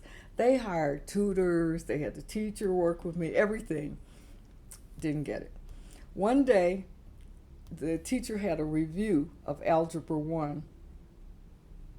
Light bulbs went on all over the place. Oh, I understand now. I didn't know this, From then on, went from like D's to A's in that class. So I was able to make up a lot of ground the first year, and the second year was great. So, junior and senior year, you're at this high school. Other than being founded by Holocaust survivors and I mean, where was the student body from? You talk about celebrities' kids, but I mean, it couldn't have all been African Americans from Alabama and celebrities' kids. I mean, who made up the corpus of the student body? Where did those kids come from? So there were about 200 students in the student body, and I would say, so mostly well-to-do families, except for, in my group, there were like 2 middle-class kids, me and my friend from Tuskegee, and then the other people who came from my school. The high school that I went to was actually located in a very poor area. And the other kids who came with me, 5 out of the 7 kids, or how many ever we were from very poor families. And they were overwhelmed by the wealth at that school. So most of these kids were from wealthy northeastern families, maybe a few from there were just 2 people from California, mostly northeast, and wealthy families. But the kids who were from poor families really had the worst culture shock. Because I can say, as a middle-class kid, I had some of everything that wealthy kids had. I just didn't have as much of it, but I had some of all of it. And I was pretty indulged anyway by my parents. And so Meryl and I, my other friend, we didn't feel as overwhelmed by this environment in terms of what people had. But the other kids there was one young woman who came from such a poor environment that her mother was always calling her, asking her for help. And she would go to the headmaster and ask if they could send her parents some money. And, there were, one of her sisters or brothers was stabbed while we were there. And so when people are from that kind of situation, it becomes difficult for them to live with the dichotomy of those 2 environments. And she dropped out, went home to help her family, she thought. And a couple others dropped out because they were just, one kid's parents were janitors, and Adrian Belafonte had all these beautiful clothes and wealth, and they looked at that and they went home and tried to demand that from their families, and things like that. So we lost some, but the rest of us were very successful in that environment and went on to college. And So what did you take away from that experience that stuck with you? about the whole Windsor Mountain experience. Yeah. Well, it certainly widened my worldview. Mm-hmm. And the other thing is, the way we were taught to think was so different from anything else I had experienced, and really I experienced afterwards, because they challenged everything you grew up to believe, not just for the sake of it, but to get us to do critical thinking. For example, I'd grown up in the Baptist church. And so they would say things like, we don't want to discourage you from believing in religion. We want you to challenge it, though. We don't want you to take it on face value just because somebody told you this is what you believe. And this is what we did with everything. That's why like I said about bureaucratic rules, I don't accept those, because I say somebody made them up, somebody's going to change them. And that's the way we were taught to think, that we think beyond what the obvious is or what tradition is. Think for yourself. Think about other ways, third ways of doing things, not just A and B, but there's a C. So you graduated in 1970? No, sorry. 66. 66. And I was reading my notes wrong. And then you went to the University of Denver, where you graduated in 1970. Why the University of Denver? So the headmaster called each one of us in and said, where would you like to go to school? And I said, well, I lived in the South. I'm in the Northeast. What about the West? Seems like a teenager's reasoning process. I did apply to some Northeastern schools, and I also got into Boston University. But I went up there, and it was overwhelming to me. I mean, here I'm coming from a school with 200 students, and Boston University is huge in the middle of a city, and it just didn't feel like a good fit for me. So University of Denver was smaller. I mean, it was 9,000, I think, at the time that I went there. And it was just something very appealing about it to me. And at that time, I went on a couple college visits, but I didn't go all the way out to Denver. And when they sent the brochures and I looked at the campus setting and I looked at what they had to offer, I just decided to try it. And you decided to major in political science. Well, not at first. I wanted to major in international relations, but the year that I went, they eliminated that as an undergraduate major, and it became a graduate major. So they said, well, everybody who wanted to go there, go over to political science. Well, I didn't decide to major in political science until my junior year. I just took all my requirements and gave myself time to decide if that's really what I wanted to major in. And I double majored, actually. They didn't give double majors, but I took all of the requirements for elementary education. I don't know why. I guess because there are so many teachers in my family. But when I took student teaching, I knew that was not for me. So I went. That happens, doesn't it? Yeah, it's a good thing too. Yeah. It's a really good thing. So, when you're, a young woman at the University of Denver, and you're making up your mind finally to major in political science, and that maybe teaching isn't your cup of tea, what did you imagine your future was going to hold for you? What were you thinking was out there waiting for you after college? Well, very early I did decide to go to graduate school because political science had a couple of public administration classes. And I took them and I really liked them.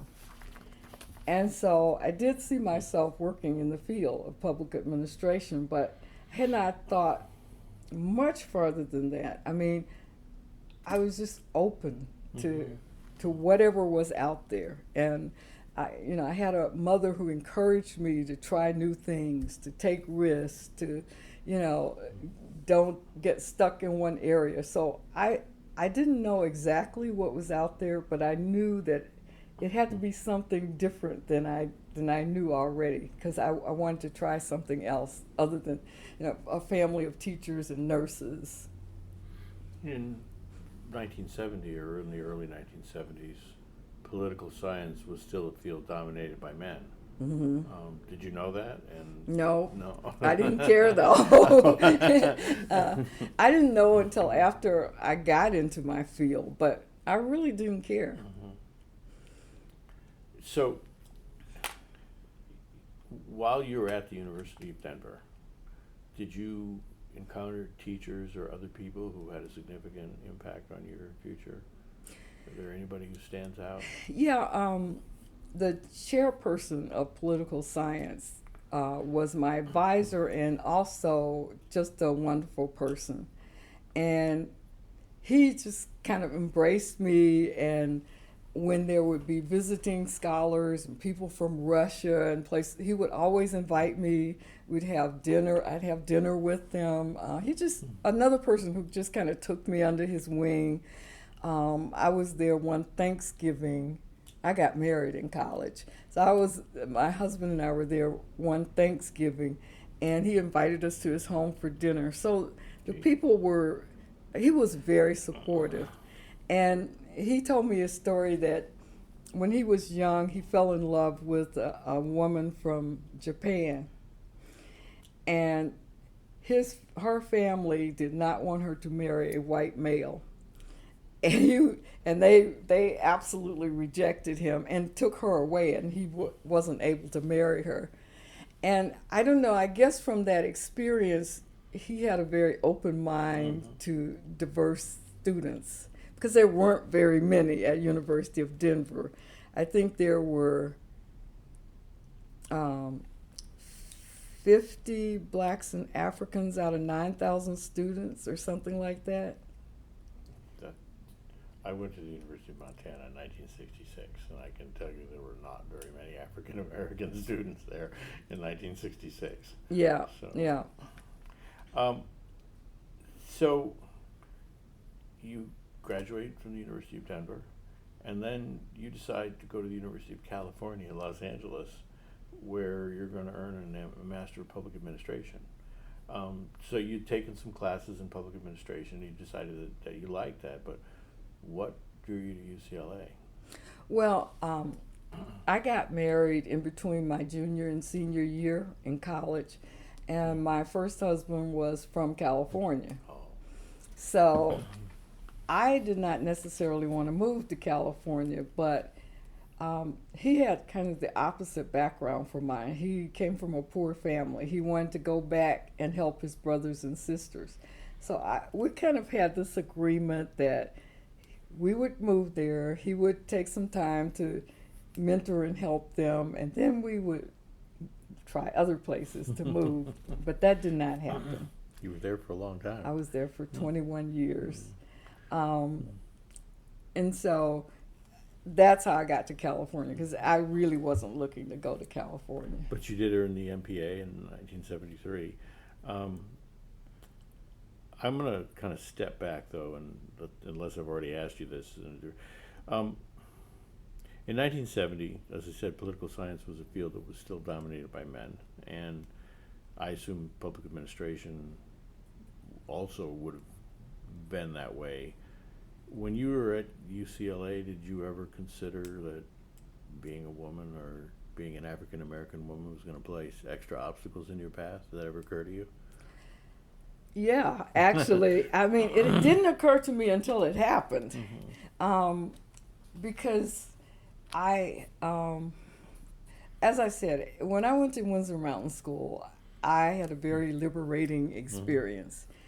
And even though I had all this segregated background,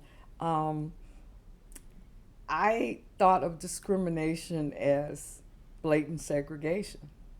I didn't think of discrimination as being more subtle until I got to UCLA. Nobody thinks of UCLA as being a place where discrimination occurs. It is not the case. So when I got there, I just proceeded as usual to be me and to take my courses, and again, loving school and just going through all of this. But the chairperson of public administration had gotten a grant to bring in more students of color and a few more women. The interesting thing about it is I think that he did that because he thought that would be impressive to the university, but I don't think he believed in it. I know he didn't believe in it. He may have thought he did, but he didn't. And so once that mixture of white, black, brown students came together, we actually got along. And as we got along, he got more intimidated. And he asked a group of us, he actually asked us to put together a panel for the ASPA, for public administration, the Professional Society for Public Administration, on being a diverse group of students and how diversity was working. So we took him at his word, we start working on it. Well, we were doing pretty well with it. For some reason, that intimidated him, even though he asked us to do it. And he started doing things to divide us up. I don't know what he thought we were going to do, try to take over his job. I don't know. But he started letting information get into the group that one group was a problem, and so then finally one day he called a meeting and came to the group and said, well, we don't really have the money to send you there. We'd like for you to do this, but we don't have the money. So we thought, oh, well, we'll go to the local ASPA chapter and ask them to send us. I mean, we were just taking him at his word, literally. We went, and they did. They gave us the money to go, and he was angry. Hey. He was angry. And he started to give people information. For example, he had some kind of list that he showed to other students. And there was a list of agitators to the program and influenced by agitators to the program. Apparently, I was on the influenced by agitators to the program list. This was crazy. This is plain craziness. And it took me a long time to realize what was going on. So then when I realized what was going on, I decided I'm going to stay under the radar because I'm getting this degree. So I just took my classes. I would pretty much disappeared from that office unless I had to go in there.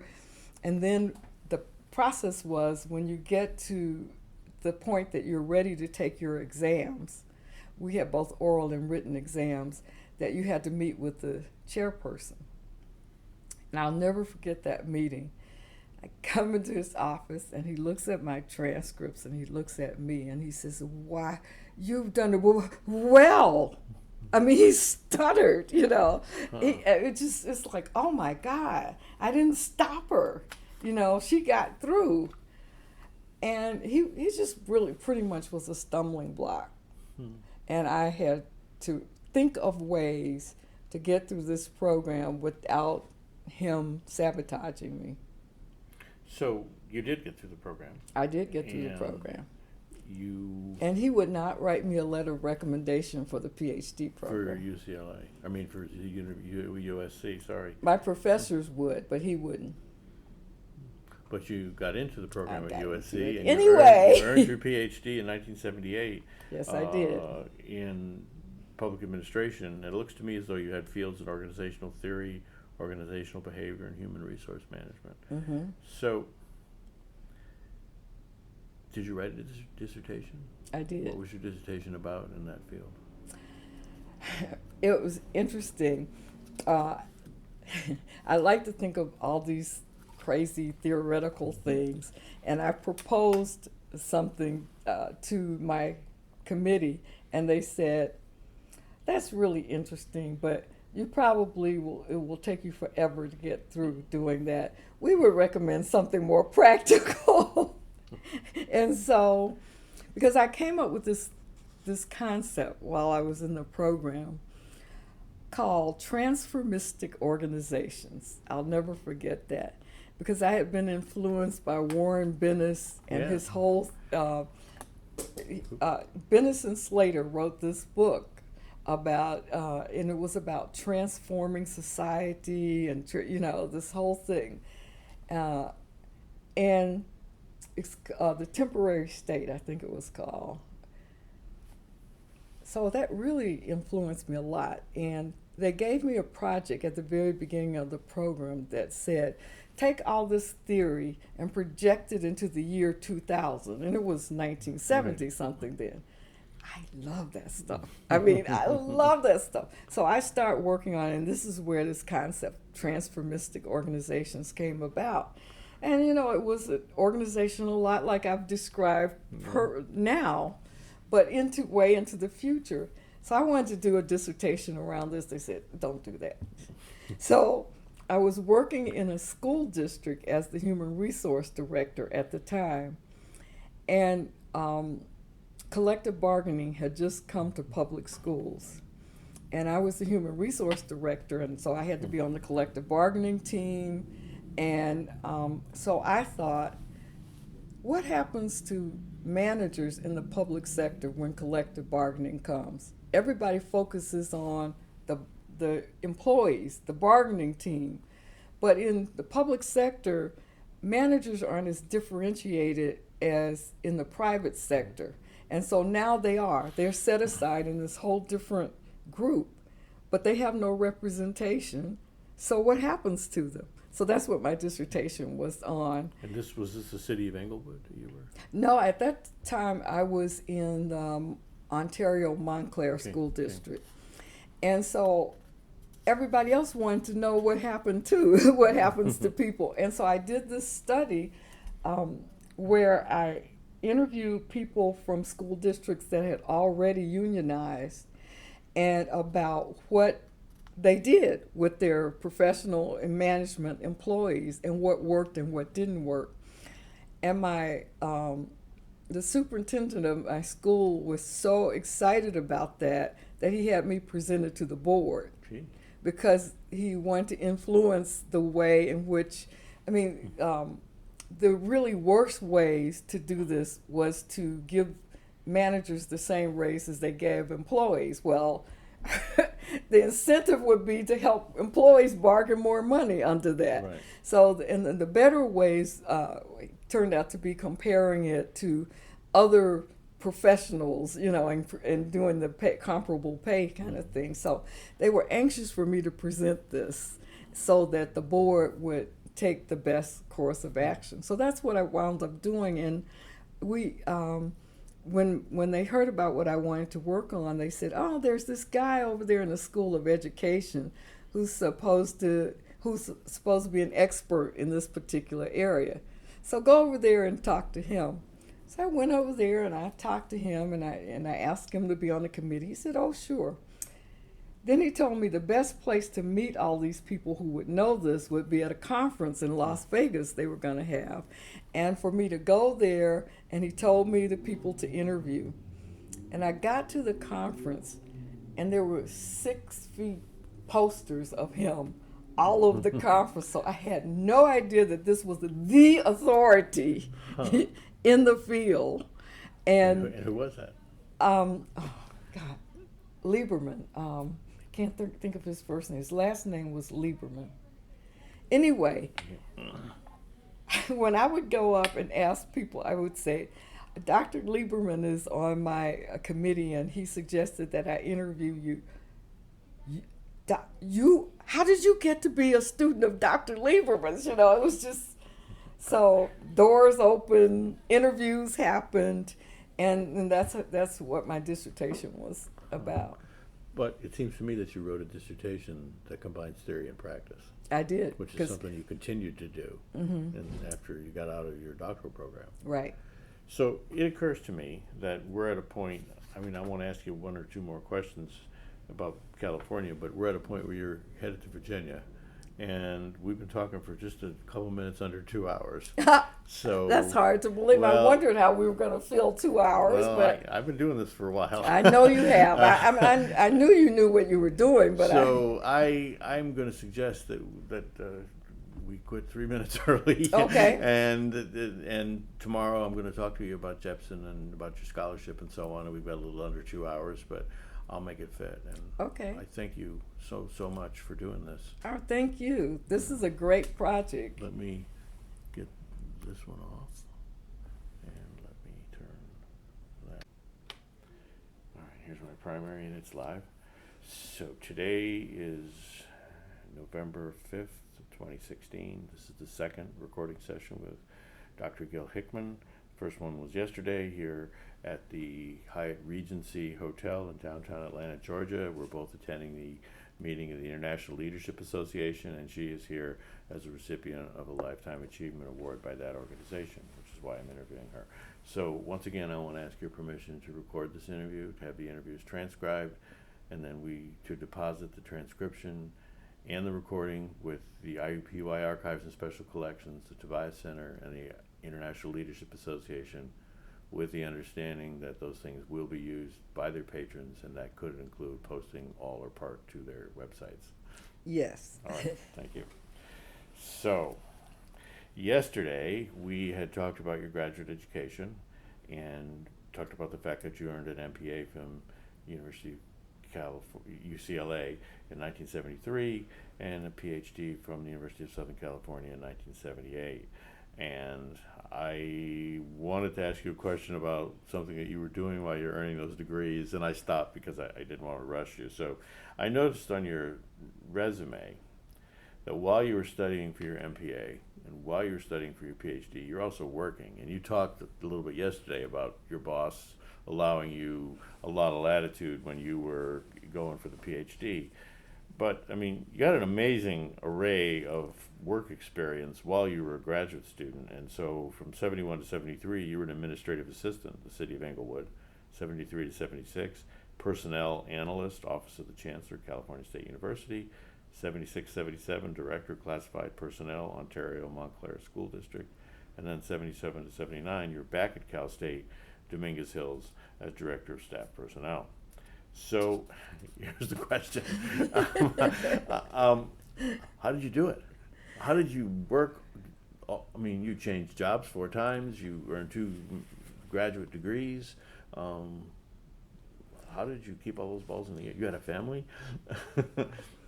Well, I was totally and completely out of my mind. I mean, I think of the record, I didn't say that. when I advise other people who are going into graduate programs, I tell them not to do that. And actually, I really had no clue how much pressure that was going to be. I mean, I was working, and I had a husband and a newborn, because in between there I had my daughter in 73. And so when I started the PhD program, she was 1. And needing a lot of care, and as 1-year-olds do. 1, and we bought a house. And then I realized, oh, I can't drop to part-time. You know, I have to keep up my end of this bargain with the house. My ex-husband was in law school and graduated, you know, and passed the bar and all of that, but we were very early in our careers. So then I said, well, you know, I can see working in higher ed that I'm going to need a PhD. And so I applied and I got started, and the first day I went to class, they said, we don't care what else you're doing. This is a full-time, daytime program. And that's when the shock set in, you know, when the reality set in that I had all these things at one time, and I just kind of plowed through it, which I did not realize was not good for my health because I was undiagnosed at the time with lupus. And I was sick a lot. I was sick a lot. I mean, every 2 weeks I was ill in bed. I used my sick leave, vacation for sick leave. But I'm just determined to do things. And I mean, having the mother role model that I have, I just had that kind of determination from the beginning.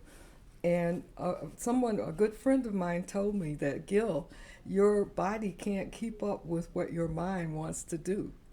And at the time she told me, I didn't like that. But then I realized she was absolutely right, because I didn't know I had lupus, but when you have lupus, you have to do things differently. I would have done all those things. I just would have done them differently. I would not have tried to do them all at the same time. So you were working, you had a young child, and you're in first a master's and then a doctoral program. Were there other students like you?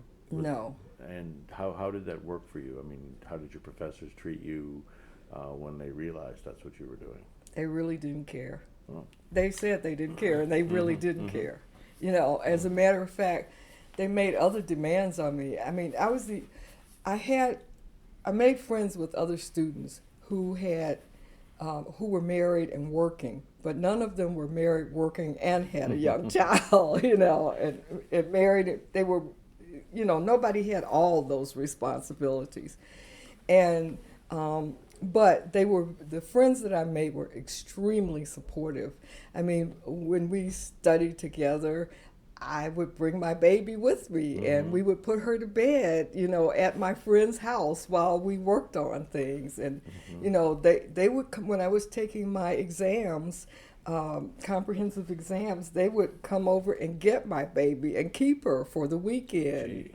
I mean, I had a wonderful support system there, and I had a family member there who, on my father's side, her whole family embraced us, and they treated my daughter like their grandchild. And so I made a village for myself where I didn't have many family members. I truly believe in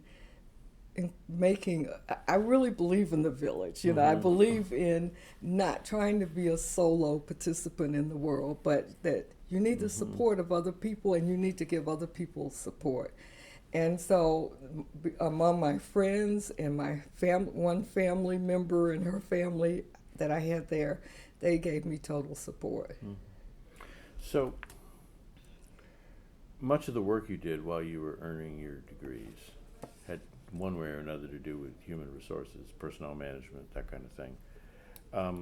And some of it looks like it might have been related to affirmative action in Title IX. And in case somebody using this interview doesn't know, Title IX of the U.S. Education Amendment 1972 deals with equal access to education and institutions receiving federal funds. So is that accurate? Is that the kind of work you were doing? Not really. Okay. I mean, I did that. I'm trying to guess from the lines on your CV. So. Yeah, when I was at the city of Inglewood, which was my very first professional job, I started there as an intern, and that was part of my MPA program. And what they gave me to do was really unbelievable. Before a lot of those acts passed, they wanted me to retrofit their human resource office to be inclusive of women, minorities, people with arrest records, they were very ahead of the curve. And so they gave me the task to do this. As an intern. As an intern. And I applied for a grant, a federal grant. And, you know, I interviewed lots of people. I put together this program. I applied for the grant, and we received the grant to implement that at Inglewood. And it funded my first professional job. So the internship paper that I wrote from that really actually amounted to a whole program for their human resource office.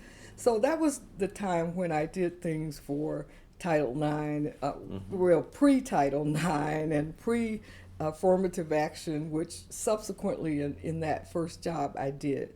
After that, I really didn't have much responsibility for those areas on purpose. So what I really wanted to go was this, is that it seems as though the kind of work you were doing was kind of the practical side of your degree studies, that they fit Yes. together. And did you do that on purpose? Or did you just take what came along? No. I did that on purpose.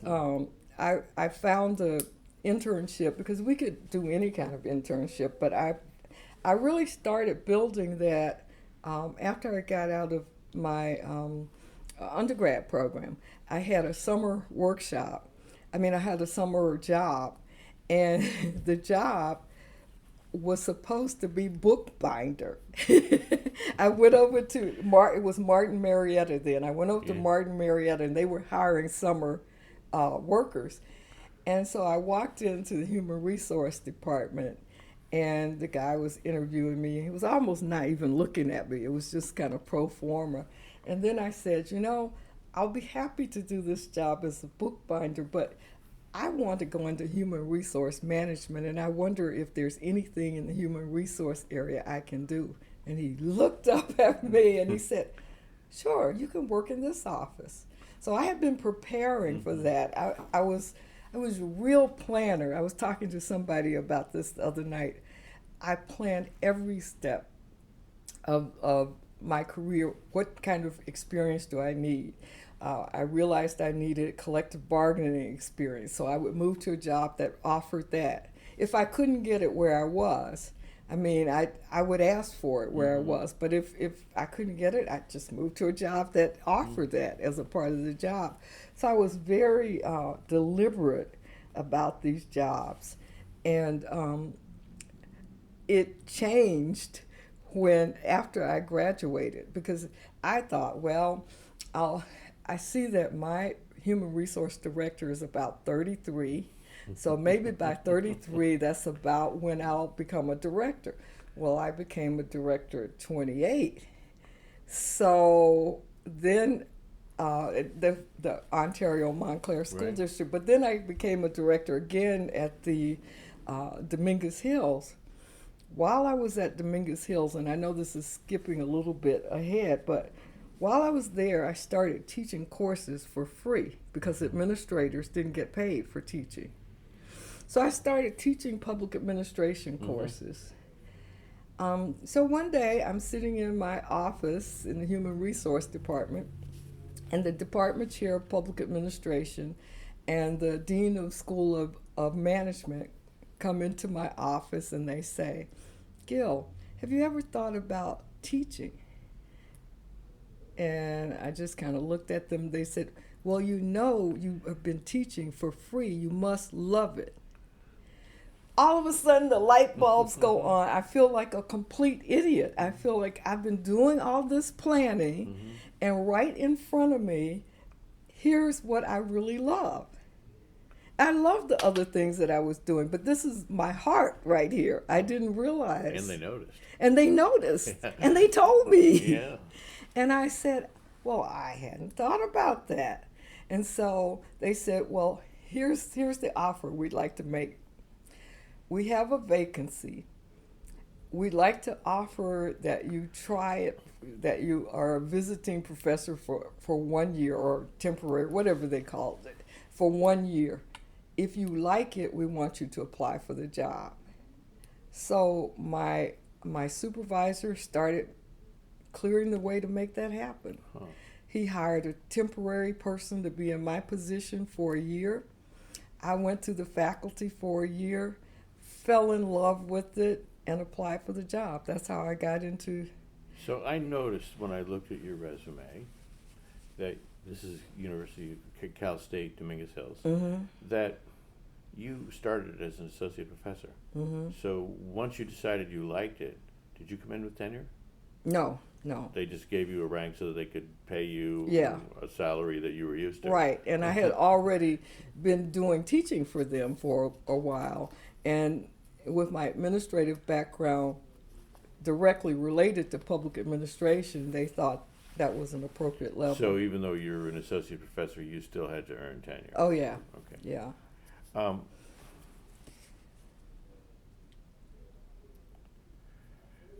so from 1979 to 1971, you looked like you were on an academic track at Cal State Dominguez Hills. You started as an associate professor. You were then promoted to professor, School of Management. You also held two temporary deanships, interim dean of faculty affairs, 1987 to 88, and interim dean School of Health, 1988 to 1990. Once again, it just seems like you're a juggler. I mean,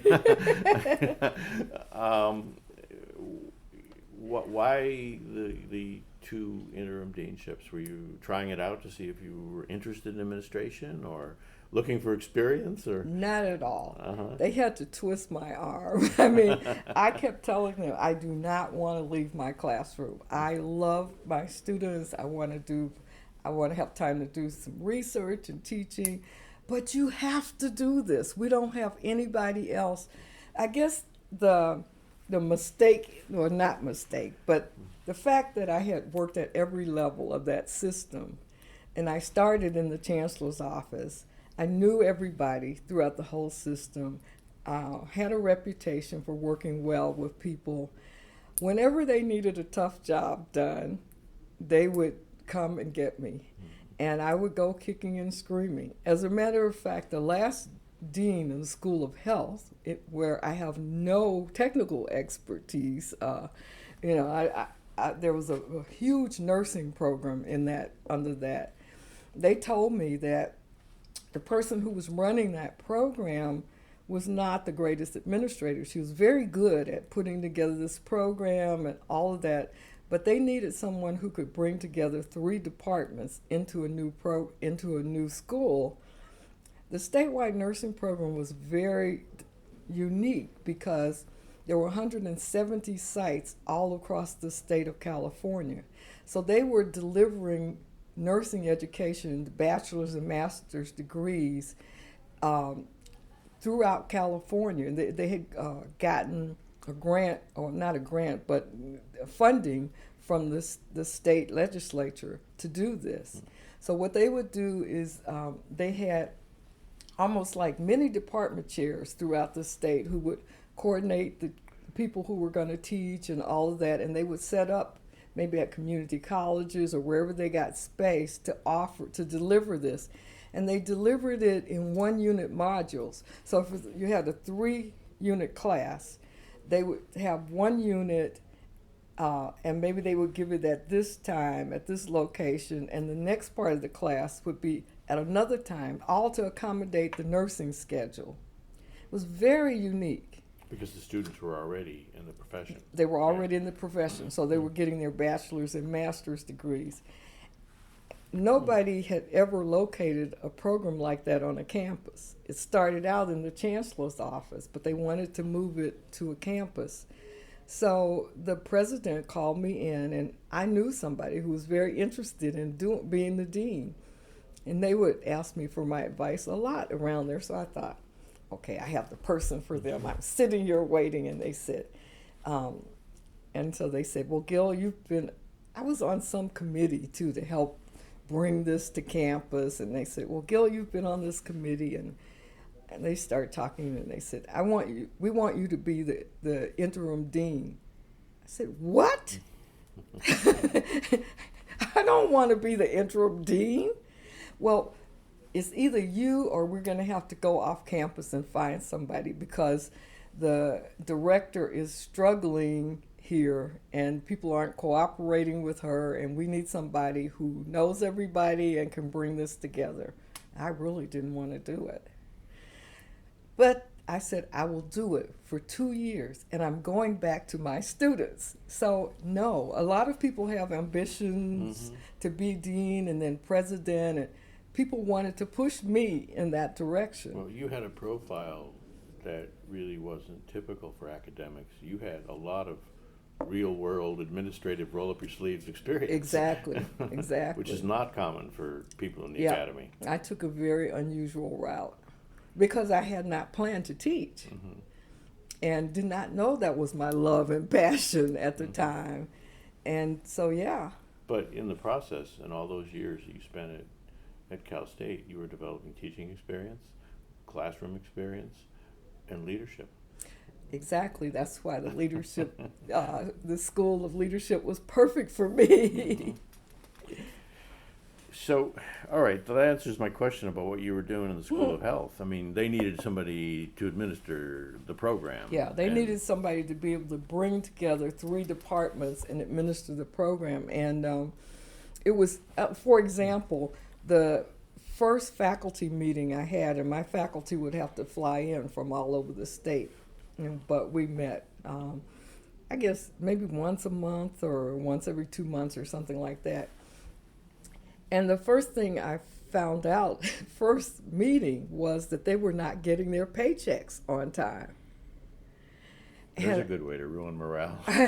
And I said, what? And they said, no, I mean, we'll get our paychecks late. And I thought, what? So I said, okay. So we had a break. Well, I just go over to the payroll director, who I had to work directly with as human resource director, and I said, we don't have, my faculty says they're not getting their paychecks. She said, give me an hour. I walked back in, handed out the paychecks.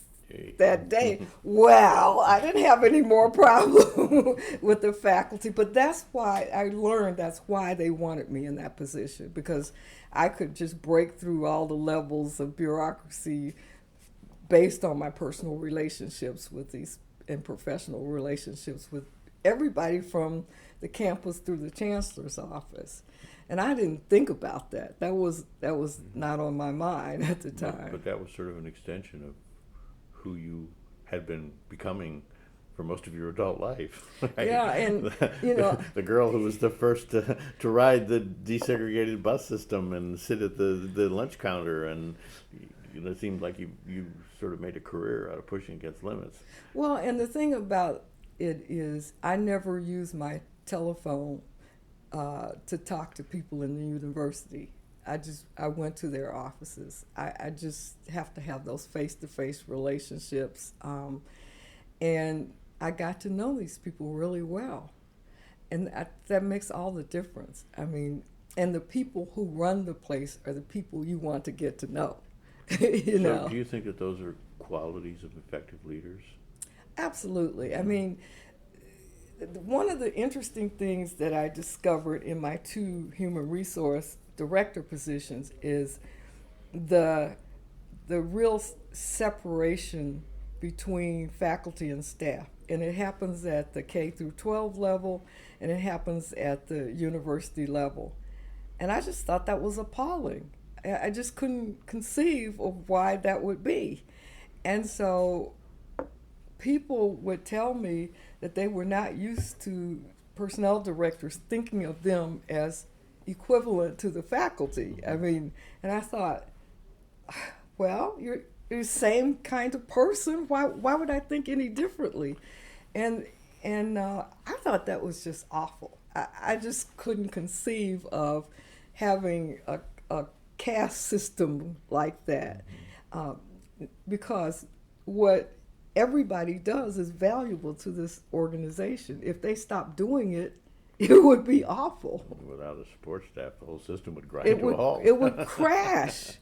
And so, I mean, I think I did not know at the time that that's why the president wanted me to do these things, but that's why he wanted me to do this. I didn't particularly want to do this. And while I was in that position, someone came to me and said that we're gathering a committee together to nominate you for president, because the president left that university. I said, no, you're not. They said, yes, we are. I said, no, you're not. I don't want to be a university president. And I didn't. That's just, I knew university presidents really well. I had worked with them from the chancellor's office on to my president. And it was just not the job for me, and especially as it was turning into a fundraising position.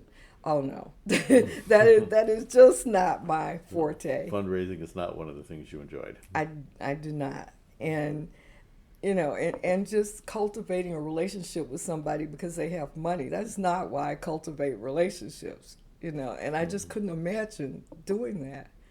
So, if I could actually be the academic head as the president, which presidents used to be, that would have been a completely different thing. But because I really valued what they were doing at Cal State Dominguez Hills, they were taking first-generation college students and turning them into middle-class people whose lives would be changed forever. And I thought that was an incredible mission. Did you have that interest in common with Lorraine Matuzak? I found out I did, but I didn't know that till I met Lorraine many years later. Okay. Yeah. So we're going to transition to the part of your career at the Jepson School. 1991, you packed up and moved all the way across the country to accept a position as Acting Associate Dean, School of Community and Public Affairs, Virginia Commonwealth, Richmond, and you stayed there for a year or so until 1992. What prompted you to move all the way across the country for an interim deanship? Well, I didn't move all the way across the country for an interim deanship. I got married in 1990 to my current husband, and he actually took my position as human resource director later. He came into that position at Cal State Dominguez Hills. He had moved to California thinking he was really going to love California, and he didn't. And anyway, we got married. We met on campus. We got married. We had a very public relationship because everyone on campus knew me. And so when we started dating, my husband told me people came into his office and said, "If you hurt her, we'll kill you." I'm like, there's what? some pressure. On my behalf, they just volunteered to come in. But anyway, the whole campus gave us a reception. I mean, we had a campus-wide wedding reception. Jeez. And but anyway, he decided he didn't want to stay in California. I was looking to move back here because I wanted to be closer to where my mom lived. So that was fine with me. And was she still in Alabama? Yeah, she's always been in Alabama. I'm the one that moves. She's the one that stays still. But so he applied and got a position as Assistant Vice Chancellor for Human Resources for the Community College System of Virginia. So he got the job. I didn't have a job. So I took a leave of absence from my job, and I came with him. And the only school that I could find nearby that had a public administration program was Virginia Commonwealth University. So I went over there and I made an appointment with their department chair. And he said, well, all of our faculty positions are filled, but the associate dean of our school just left, and the dean is desperately looking to hire another associate dean. So he said, can I send him your resume? And I said, sure. Well, when we were living in a hotel, we hadn't even found a house yet, and by this time I had a 1-year-old baby, my grandson. This is another thing. So I'm multitasking once again. My daughter got married at 17. So you had a child of your own. I have a daughter.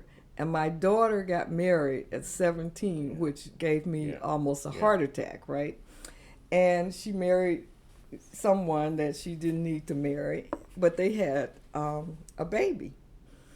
And so that marriage ended, and my husband and I took the baby. We had only been married 10 months by this time. We took an 8-month-old baby, and she had gotten accepted into USC. So we said, you go on to USC, we're going to move for Michael's job, and we're going to take the baby. So we moved with a new marriage, a new baby, 2 new jobs. And so here I am, okay. So I go for this interview, and they hired me. Well, actually, this is what happened. It was a permanent position, and I knew I did not want to continue to be an administrator. As I told you, I kept fighting to go back to my classroom, and I knew I wanted to continue to research and write. And they kept pulling me out of my position, and I didn't get to do my research the way I wanted to do. And so I said, I am determined to get in a position where I can do my research along with my teaching. So I negotiated a 1-year appointment with them. They had an inside candidate and they had me, and obviously I had a lot of experience. But and so the dean called me and he said, well, it's down to 2 candidates. And I said, I know this is going to be an unorthodox thing to say. I said, but I really don't want a permanent position. I want, I can do it for a year, but I would really like to find a teaching position. He was thrilled because I solved all his problems. The inside candidate got to have the permanent job, and he had a job opening where someone else left, and he could fund me for a year. Got home and I told my husband, and he said, "Are you out of your mind? You turned down a full-time job." I said, "I know this is not the job for me." But I'm going to tell you something really eerie about getting this job at Jepson. I think I told you that I read the description, right, about the Jepson School, and While I you were said, still in California. while I was still in California, well, I kind of put that out of my mind until I got to Richmond. The department chair for public administration at VCU was Bob Jepson's brother-in-law, the guy who funded the Jepson School. So I went to lunch with him and I said, "Tell me a little more about that Jepson School. What do you?" He said, "That's something my brother-in-law's doing, and they're just getting it started up over there and whatever." It must have been 3 months from there that they advertised those 3 positions that I told you. I said, "That's my job." Yeah. And all those things, it all came together for me. So I'm going to follow up on this topic in a minute when I ask you about your current scholarship. But while you were in graduate school, as long as you brought it up, I'll just say it out loud. You faced the crisis of divorce, right? No, that was after my PhD. Okay, so while you were still in California. So your daughter married young and had a child, and then you ended up taking on the child to raise and while she went to college. You moved all the way across the country with a new husband and a new baby, and just hoping against hope that you'd find work when you got there. And later on in your career, you began to look at the relationship between personal crisis and leadership. Did any of that personal experience absolutely prompt you to think along those lines? Absolutely. When I got to the Jepson School, not too long after I got to the Jepson School, I thought about that as a topic to research while I was working on leading organizations and all of that. And I had a diverse research agenda, to say the least. And I sat down with my dean, and he said, "Look, you don't need to pursue all these things at the same time. You're going to have to pick and choose." Oh, by the way, no one came into Jepson School with tenure. So I guess I said this before, we had to go through tenure again. Right. So since I had to go through tenure again, he said, "You're going to have to focus this." Well, Jepson gave us research funding during the summers to research different things, and I had gotten a grant to research this leadership during personal crisis, and I definitely directly connected that I knew what I did when I had the personal crisis, that I called in my staff. I told them, "I'm having this horrible crisis. When I come in, I'm not going to be the same some days, and you'll know why." That's what I did. But I started thinking, what do other people do? Just because I did that doesn't mean that that's the way other people handle it, and there's nothing out there on it. So I conducted about 17 interviews. I wrote a brief 2-page thing for Cynthia Cherry, some publication that they were doing on cutting edge research. And then I had to put it aside. I said, look, I teach leading organizations, I teach leading change. We need textbooks for those classes. Let me focus here. But I was determined to do it. So it was there on the back burner for several years. Always there on the back burner. I thought it was really important. It's something that people in leadership roles need to know about, what other people do, because I certainly didn't know. I had my huge support system there for me. I had therapy. I had all of those things there for me, but I didn't know what other people did.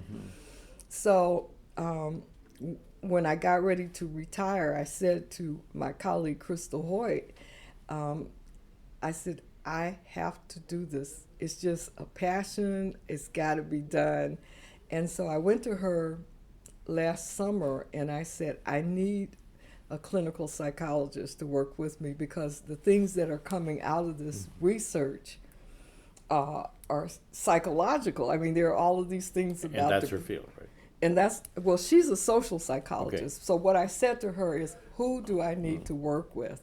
And she recommended Laura Naus, who is a clinical psychologist who's a professor over in the psychology department. And it's just been a perfect pairing. It's just been wonderful. I'll follow up on that, but it just seemed to me that was the time to sort of begin to introduce that topic. So just to get this in the record, you started at the Jepson School in 1992. Correct. You're that was the listed inaugural as a year. founding faculty member, but you were hired in the second cohort. There were a few people there before you got there. No, so I should be listed as I call it the inaugural faculty yes. year. Yes, because there were 4 people hired to start to develop the ideas for the program. I mean, they were there when the building was going up, sort of thing. I was there when the building. I mean, I came the year that they opened the building, and they officially started. That's our official opening date is 1992. So the dean who hired you was Howard Prince. He come from West Point. Exactly. Yeah. Okay. So University of Richmond has this newsletter. It's called The Newsroom. Has a cover article about your pending retirement in April of 2012. And the article pointed out the fact that you'd seen this ad for the brand new Jepson School in the Chronicle. And then it quotes you saying, I had actually heard of the Jepson School before I moved to Richmond, which we talked about. But I saw the ad and thought the mission of the school sounded wonderful, and that if I could work anywhere in the world, that's where I'd work. And then the article goes on to say that you walked through the Jepson Hall while it was still under construction, and it finishes up with you saying, but I knew then that was where I belonged. Absolutely. How did you know that? I mean, what made you feel like, I want to be in this place and the building's not done? I mean, when I read that, Cynthia Cherry was right, that my life is built on purpose. I mean, I look at a purpose and see, is this something I want to join? Does this mean something to me? Is it something that I know I can contribute to? And when I read that purpose, I just thought, everything in my life has led me to this. This is what I want to do. When I went to the interview, I forgot I was being interviewed. It was just like, oh my God, you're my colleagues. I can't wait to be here. I mean, I guess if I hadn't gotten the job, I would have been devastated, but I just knew. I mean, I have nothing else to say except that everything I've done, I feel like led me to that place and that purpose. So, I mean, I don't know, or I have not met all of the founding or inaugural faculty, but I have met one other, Richard Kudo.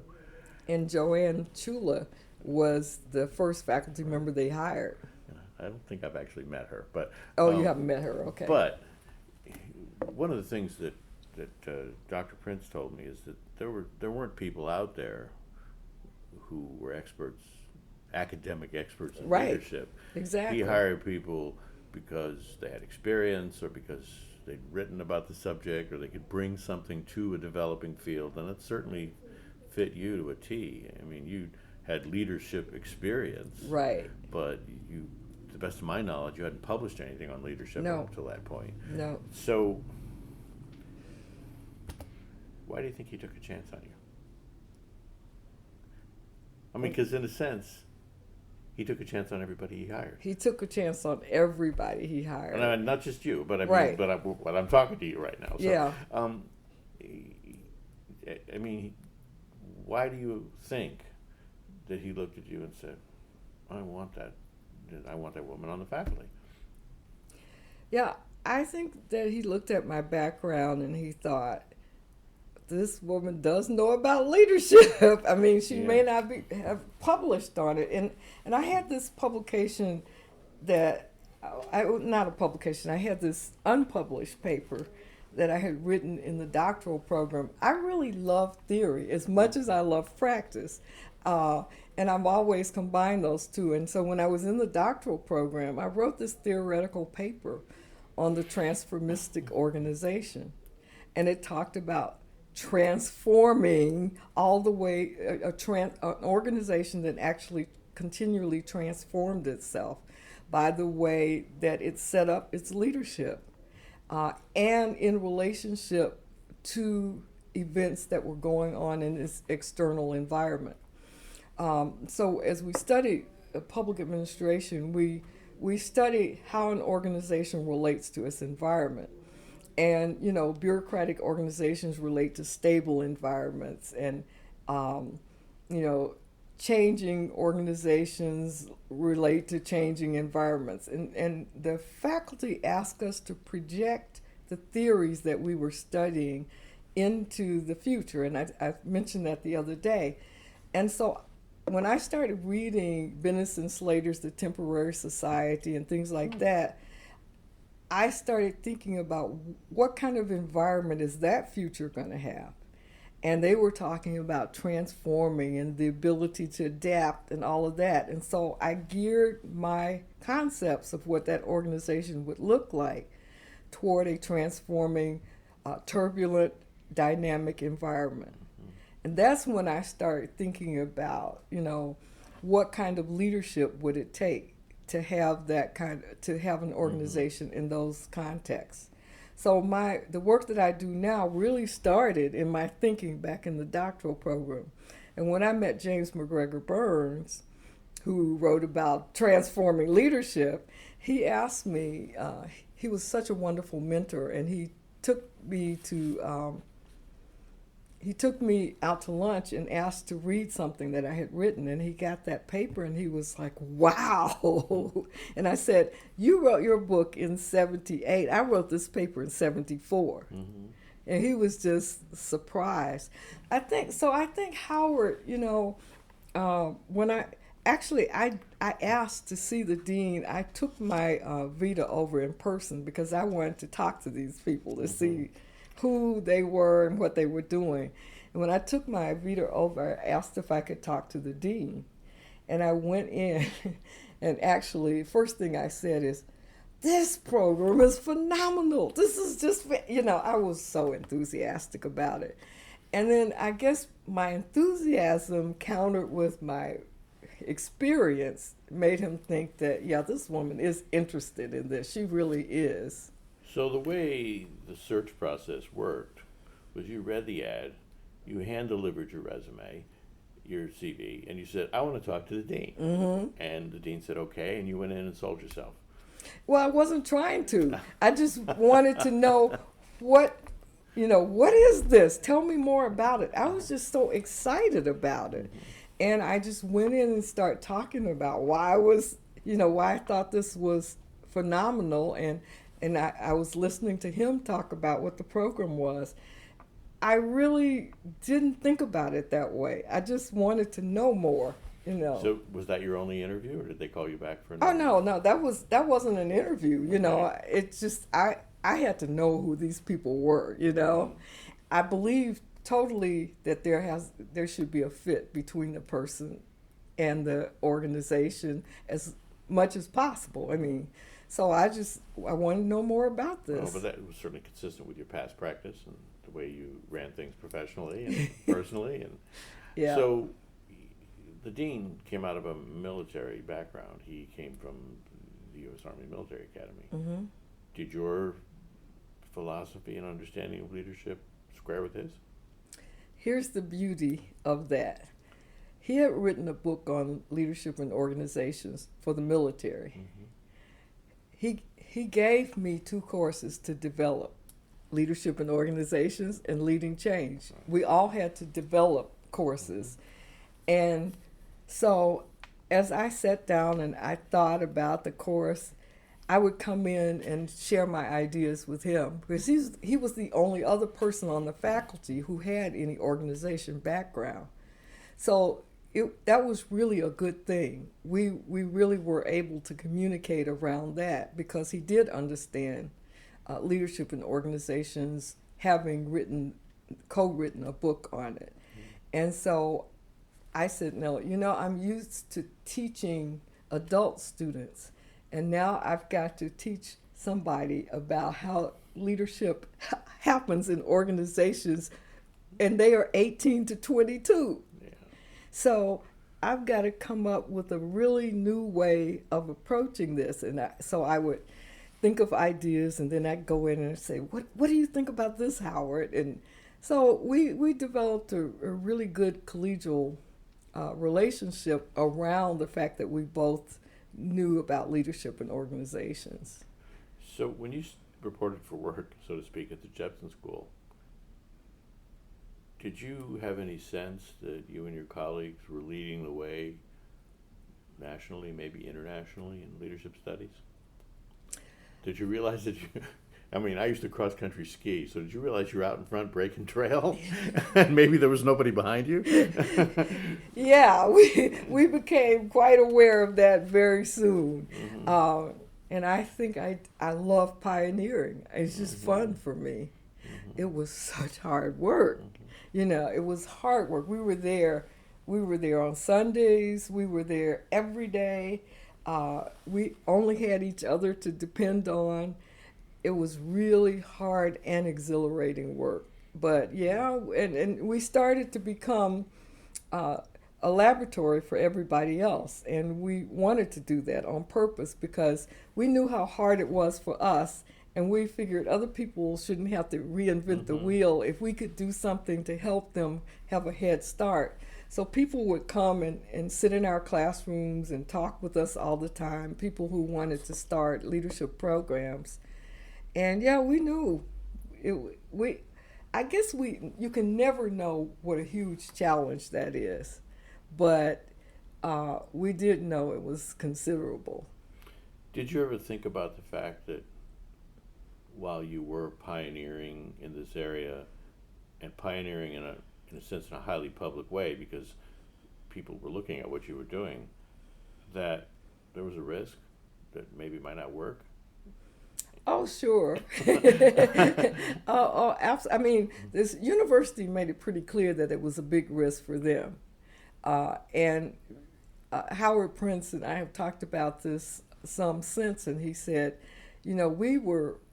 it was huge. He said, I realized what a tremendous responsibility it was, because everybody was looking at us. The university had invested all this money, and we couldn't fail. If we failed, it would be horrible. And so I don't even think about failure as an option in those cases, but he's right. It was a gigantic risk, and that's why they didn't tenure any of us in. They were testing us out to see, if this experiment didn't work, we didn't want to have all these extra faculty members that we didn't know what to do with. They didn't tenure any of, except Howard, in. And that's why, because they weren't entirely persuaded it was going to work. Right. And then there were a lot of faculty against it. In the arts and sciences, there were a lot of faculty who did not think that was an appropriate school for the university. They were already mad because there was a business school and a law school on our campus, and they didn't want anything else that they thought might be a professional school, which we are not. We are really developed around the liberal arts. But they saw that as perhaps another kind of business school, and that's just not what it is. But yeah, we knew it was a huge risk, and we were constantly fighting misperceptions about us on campus. And we had faculty members that would actually say to our students when they realized they were leadership studies majors, why are you majoring in that lightweight, area? There's no there, kind of. And our students knew differently. But it was horrible. They would call them out in classes. So it's my understanding that, Mr. Jepson gave money to the university with the idea they developed, but that there was a campus-wide conversation.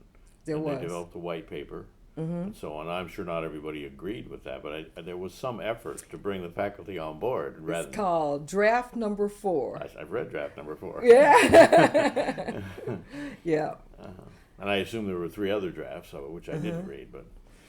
Yeah, and so I think it was well thought through. Really, I mean, we took that very seriously as our marching orders in a way, and we believed in it. I mean, we didn't do it just because the faculty had developed it, but we thought conceptually that is what we want to do. I think that paper still holds up. So, as you pointed out, the inaugural faculty came into a situation where there were names of classes on paper, and that was about it. That was it. And you developed, or you were assigned by the dean, leadership in organizations and leading change. Right. And I assume that the dean assigned those classes to you because of your background and Right. experience, that you were the person in that area. Because organizational theory and behavior were really solid areas of my background. So I used that as a launching pad. And in public administration, you learn the leadership theories and you teach the leadership theories that come out of management. Those are the theories that we were using then. So you're reading Peter Drucker and.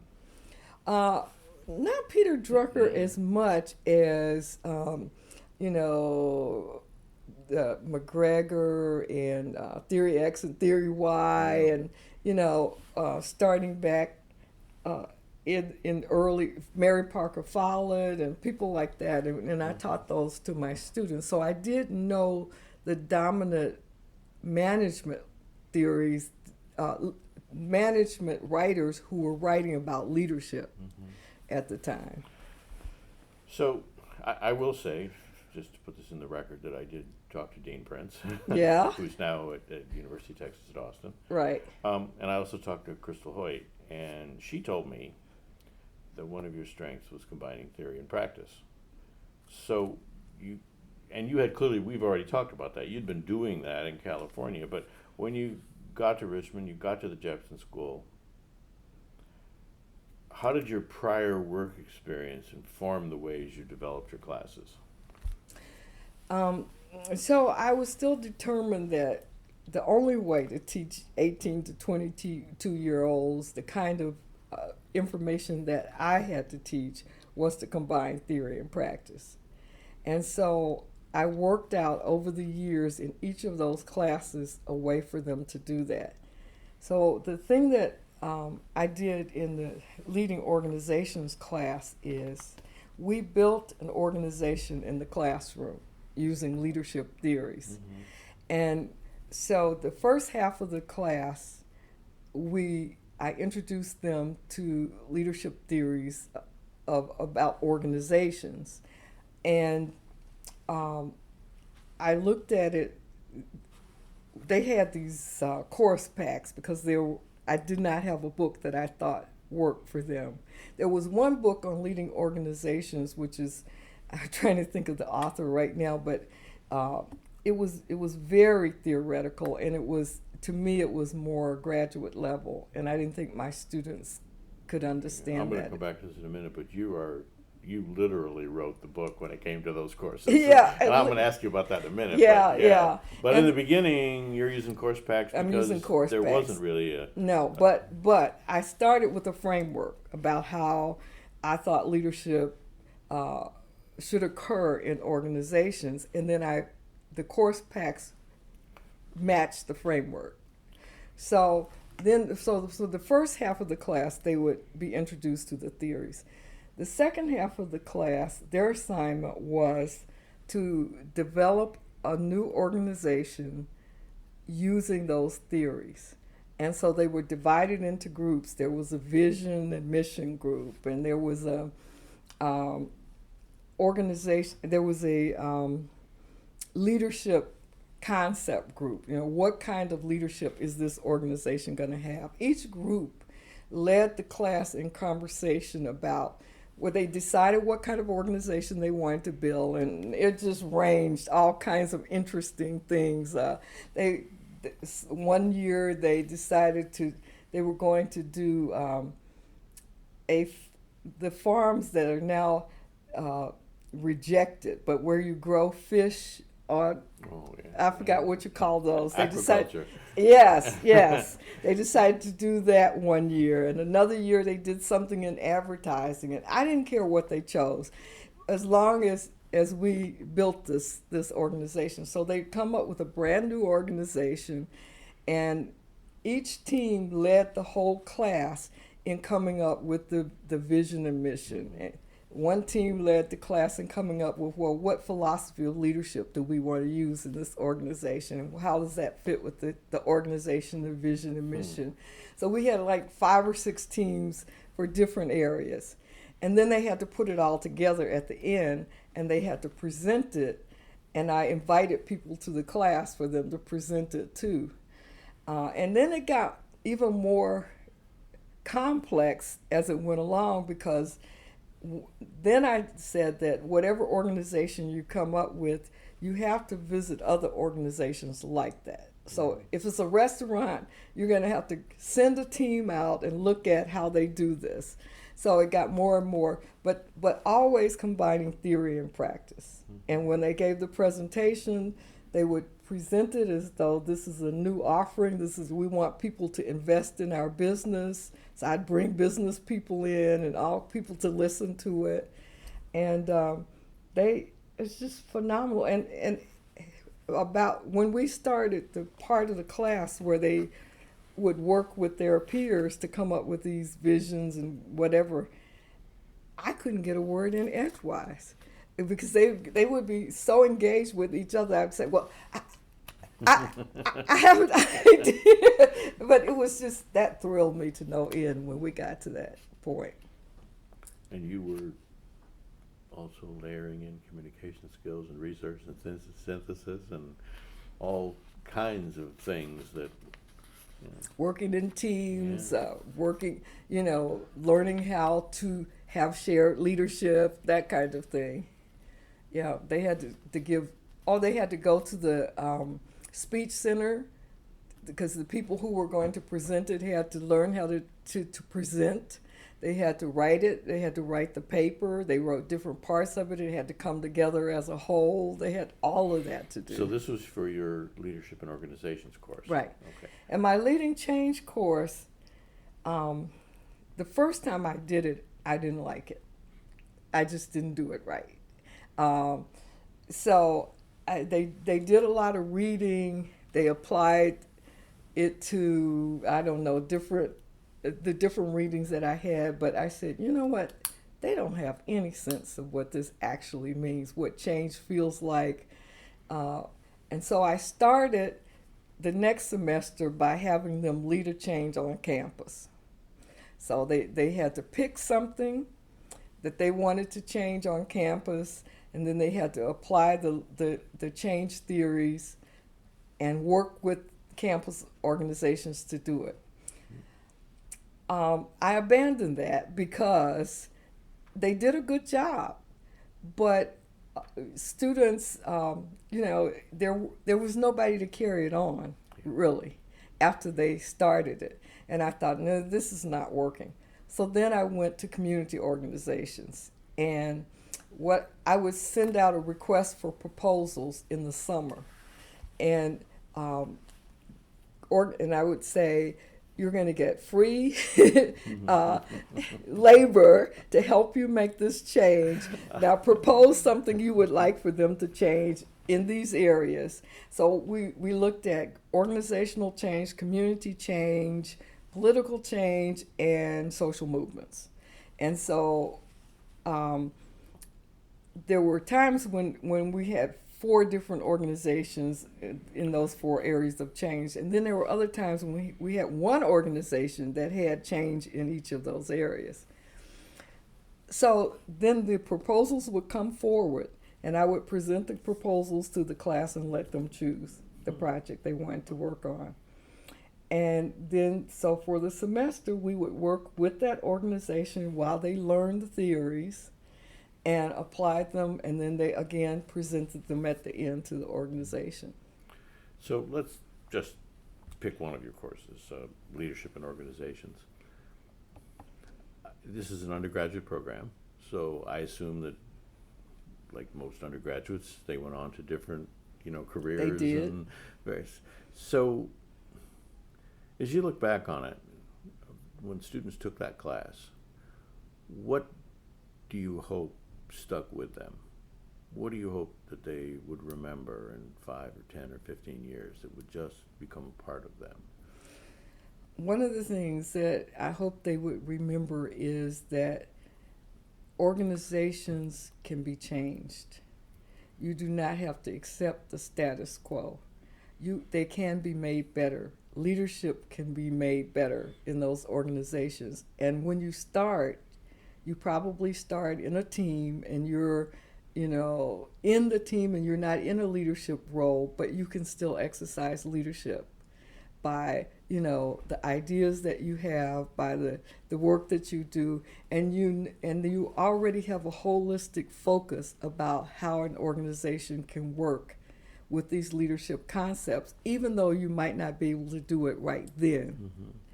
And so I had hoped that they could start out contributing more than most undergraduates could contribute.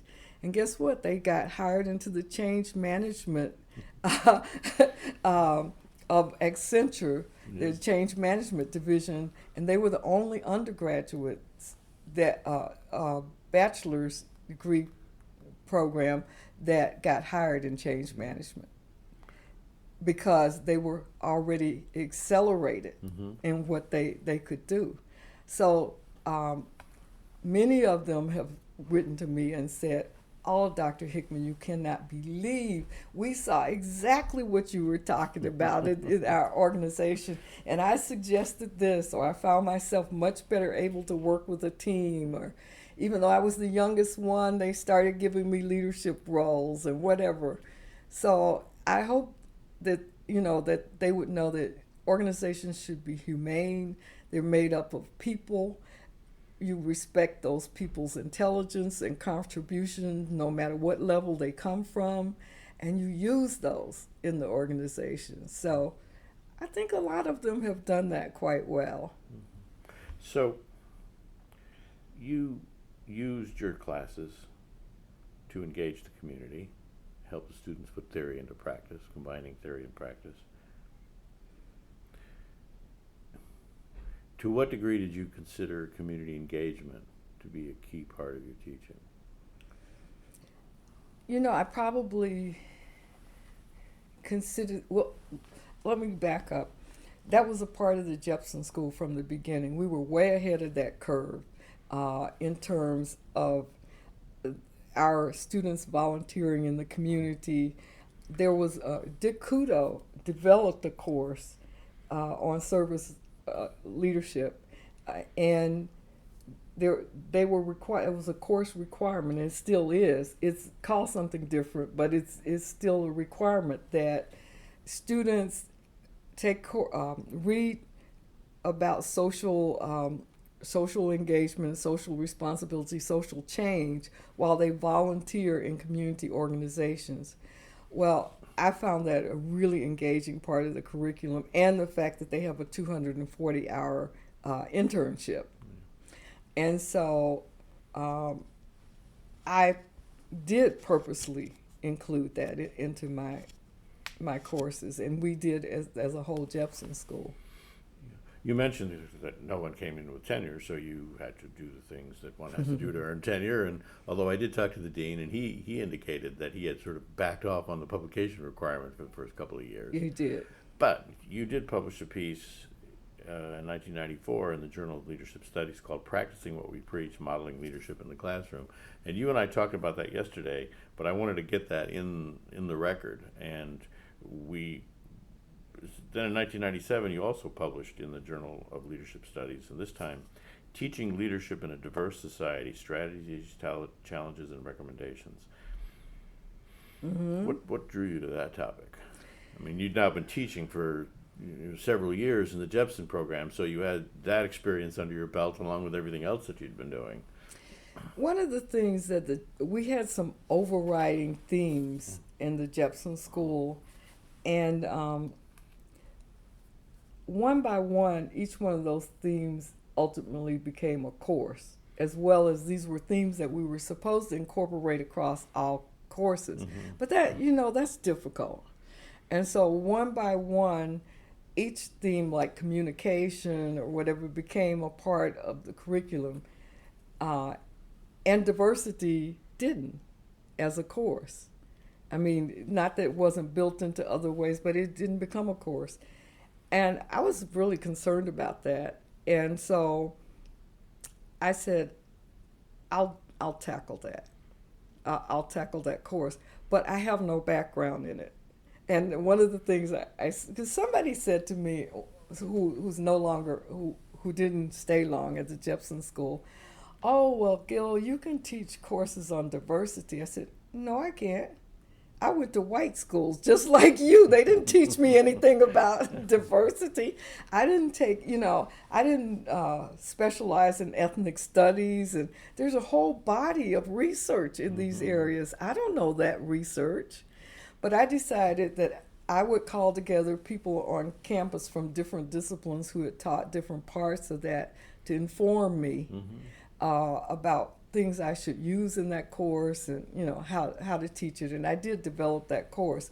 But that particular article came out of something I did with the Foundations course. We've changed this, but we used to have one introductory course which was called Foundations of Leadership. Now that's two different courses, leadership. And you rotated that among the faculty? Yes, Yeah. yes. And so our student body was not very diverse, and so we got a grant. And one of the things we said we were going to do in the grant is infuse more diversity into the curriculum, and we developed a syllabus that infused more diversity. So what I did under that grant is I contacted Virginia Commonwealth University, which is highly diverse, and I asked the provost for a faculty member there who could partner with me. And she identified the head of African American Studies and also a sociologist, a black woman there. And we partnered and we wanted to do a very diverse foundations course. And so she brought 9 of her students with her. So some of them were like older students returning who had been in the military, the different racial and ethnic groups, and we combined that with our students. And we had 2 students of color that were in our program, but the rest of our students were white.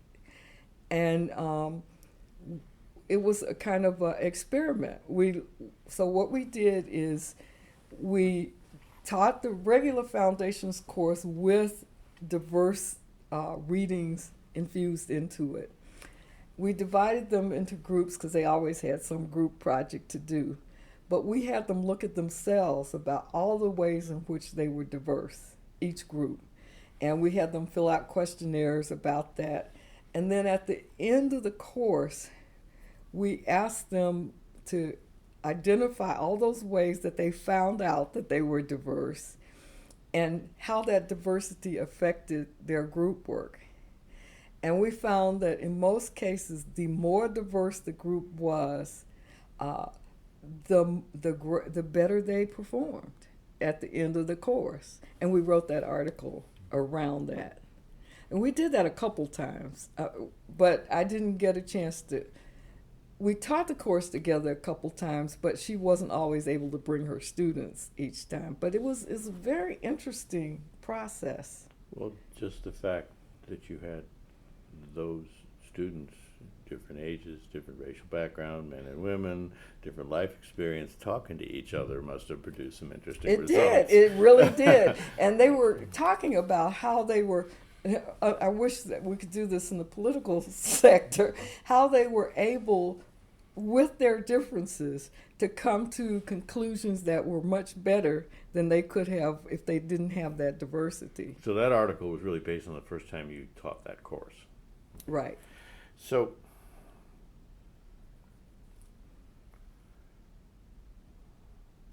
let's see how we're doing on time here. I'm going to take a different tack. I still Okay. want to talk about the Jepson School. But you mentioned that you knew James McGregor Burns. And Very he, well. Of course, was involved with the Jepson School. I think he was an advisor there for a while. He was the senior scholar.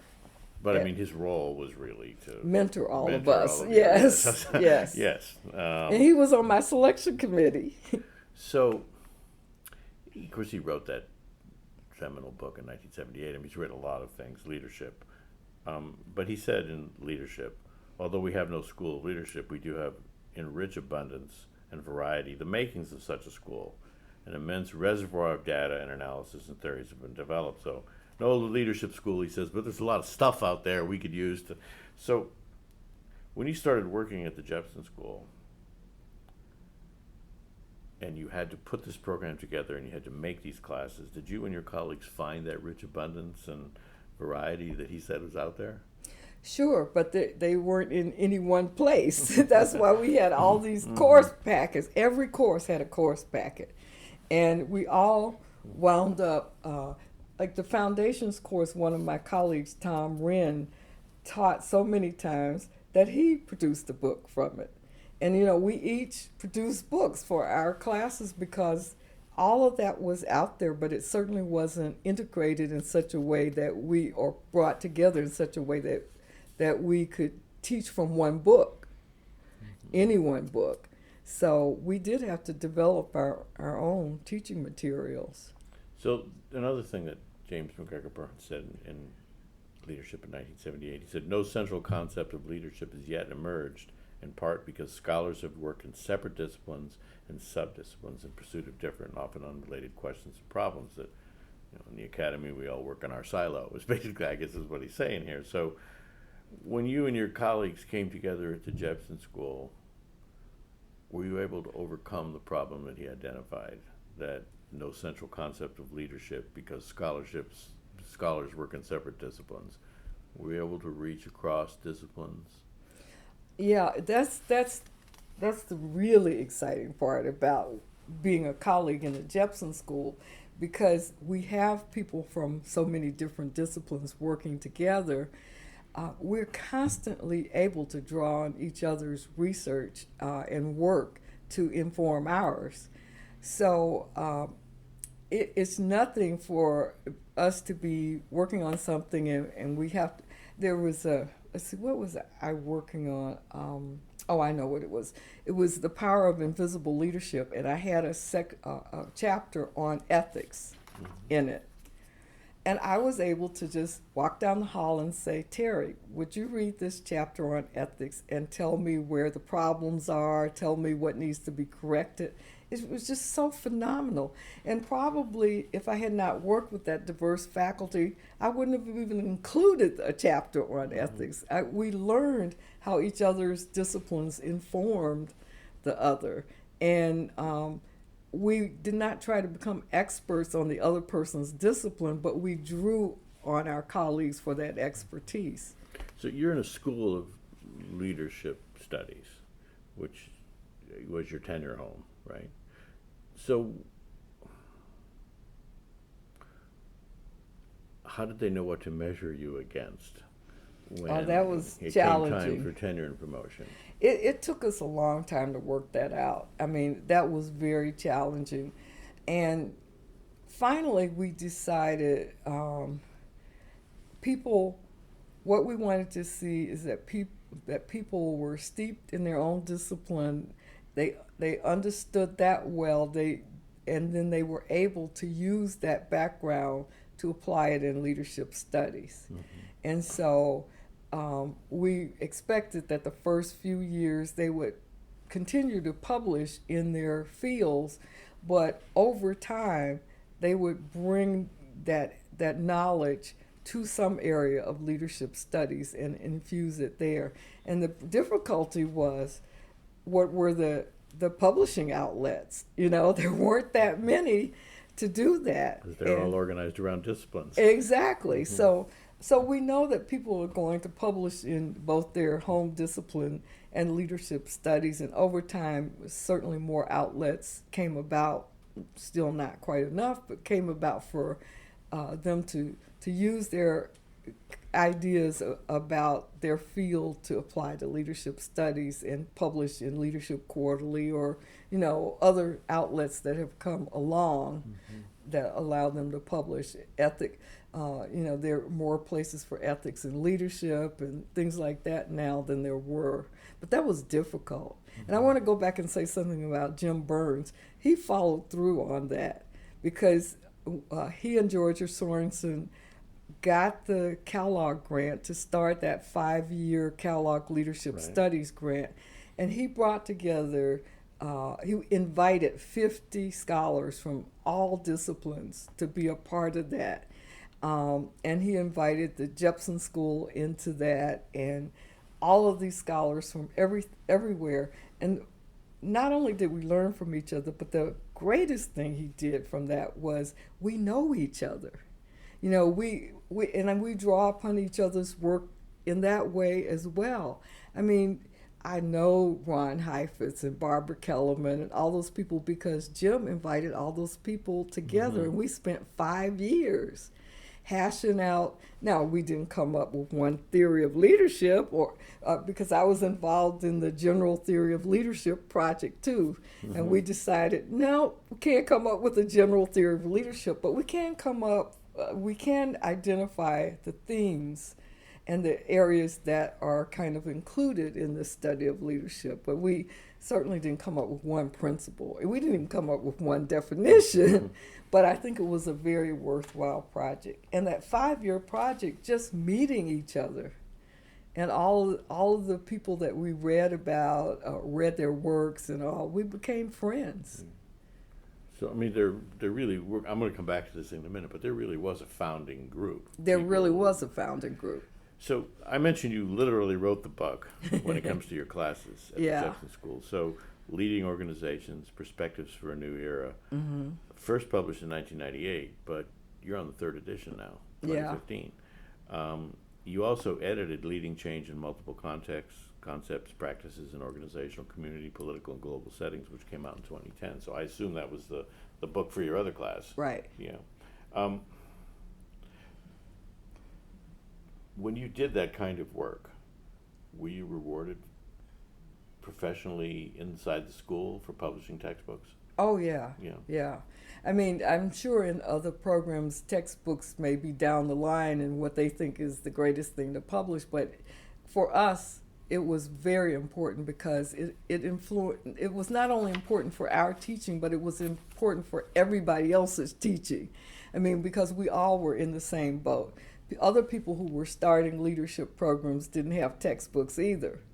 And when I come to ILA and places like that, I get all this feedback about, oh, we're using your book and it's just, exactly what we need. And now it's gone into the business sector because I have this, you were at ILA last year, right? I was not, no. Oh, you were not. So there was a co-keynote. Sin Cherry and others wanted to put together a scholar and a practitioner. And so we did a co-keynote. I did it with the dean of Deloitte University. And they have a concept about how to train leaders in their university. And I have a concept about what leadership looks like in an organization. And we came together with those two concepts. And Yorick Volkers has had me come over and work with his team, so that they're kind of restructuring their way of teaching their employees and to move up into leadership positions based on the framework of leading organizations. And who was this that asked you to do that? Cynthia Cherry asked me. Volkers? Jorrit Jorrit. Okay, and he's associated with what? He's the dean of the Deloitte University in Europe. Okay. And he is a partner in Deloitte Consulting. Okay. So, in looking back at the program that you helped to create at Jepson, what are you most proud of? The Jepson School.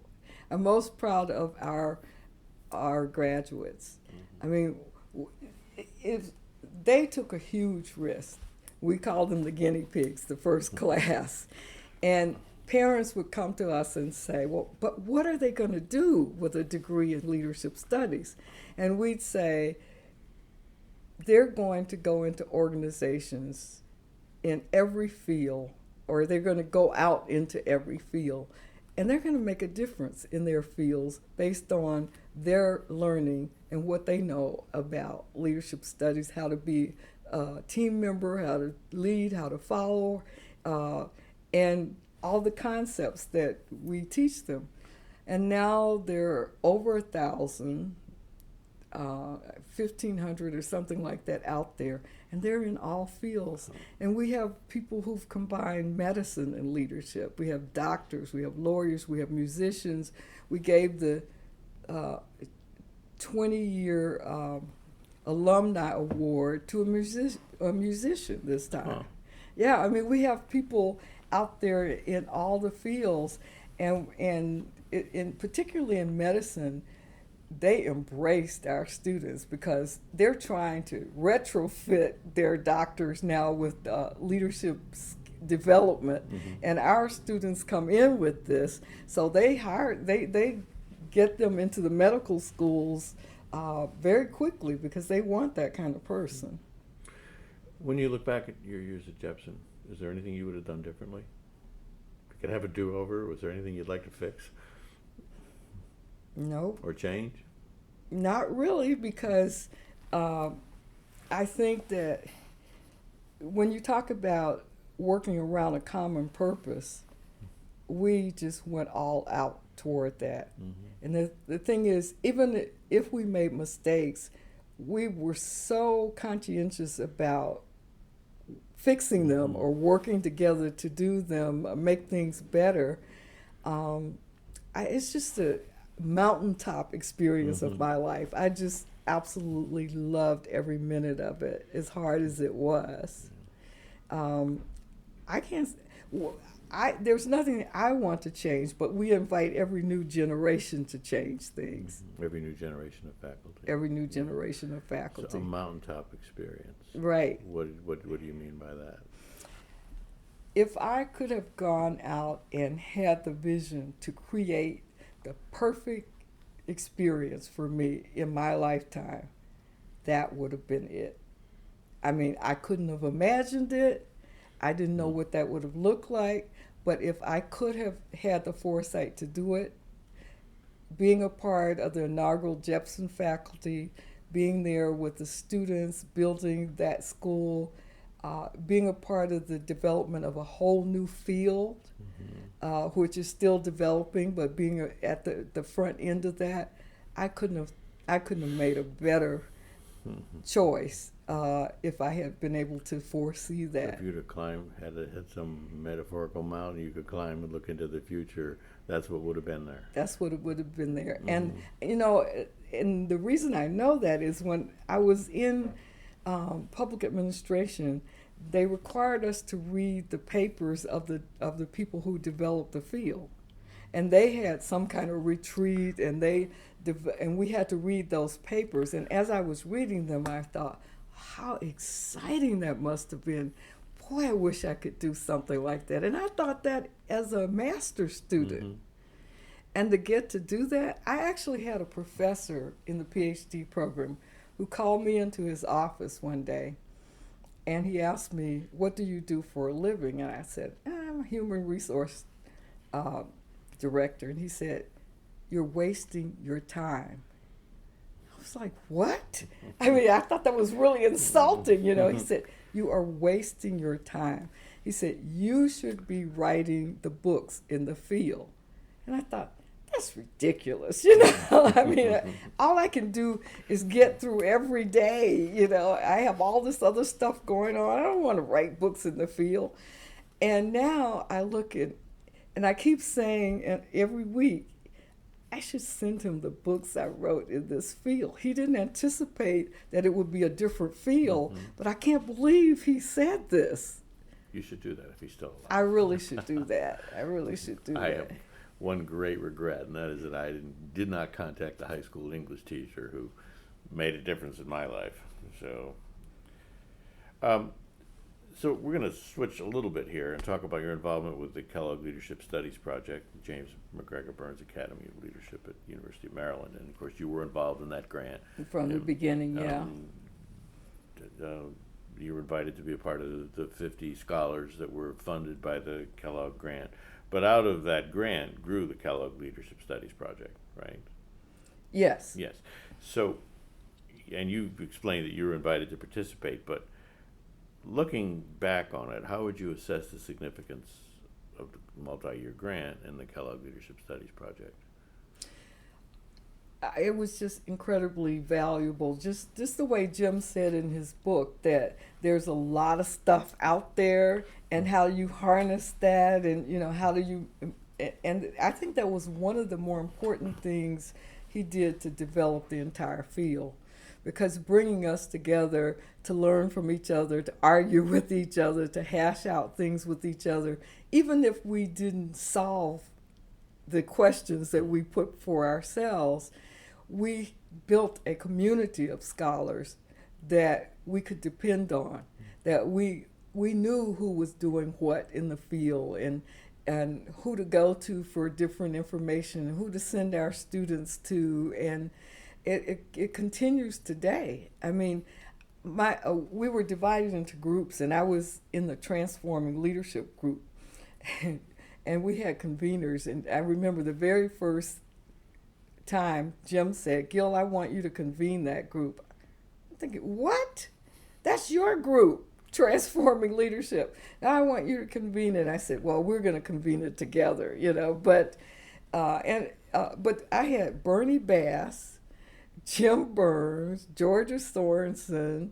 I'm trying to think who else in that group. Maybe Lorraine.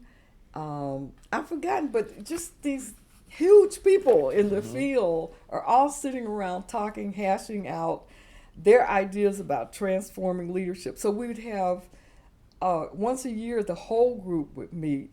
And then in between, we'd have 2 to 3 meetings of our individual groups.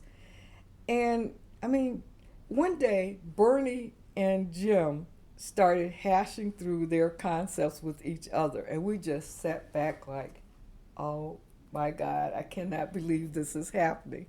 And then for Jim to talk about the development of his theory, having lived through the New Deal, and, you know, well, we weren't there in the New Deal, and he made it very clear about where these concepts come from, and how a person with leadership vision and care about humanity can change things so that people who are in dire conditions, that it will make a difference in their lives. And it was very clear to us after he explained all of this.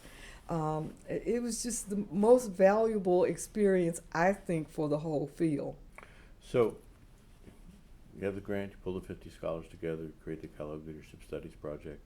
You described it as a community of scholars. And it was a while ago, several decades ago. So most of you who participated in that have gotten older over time.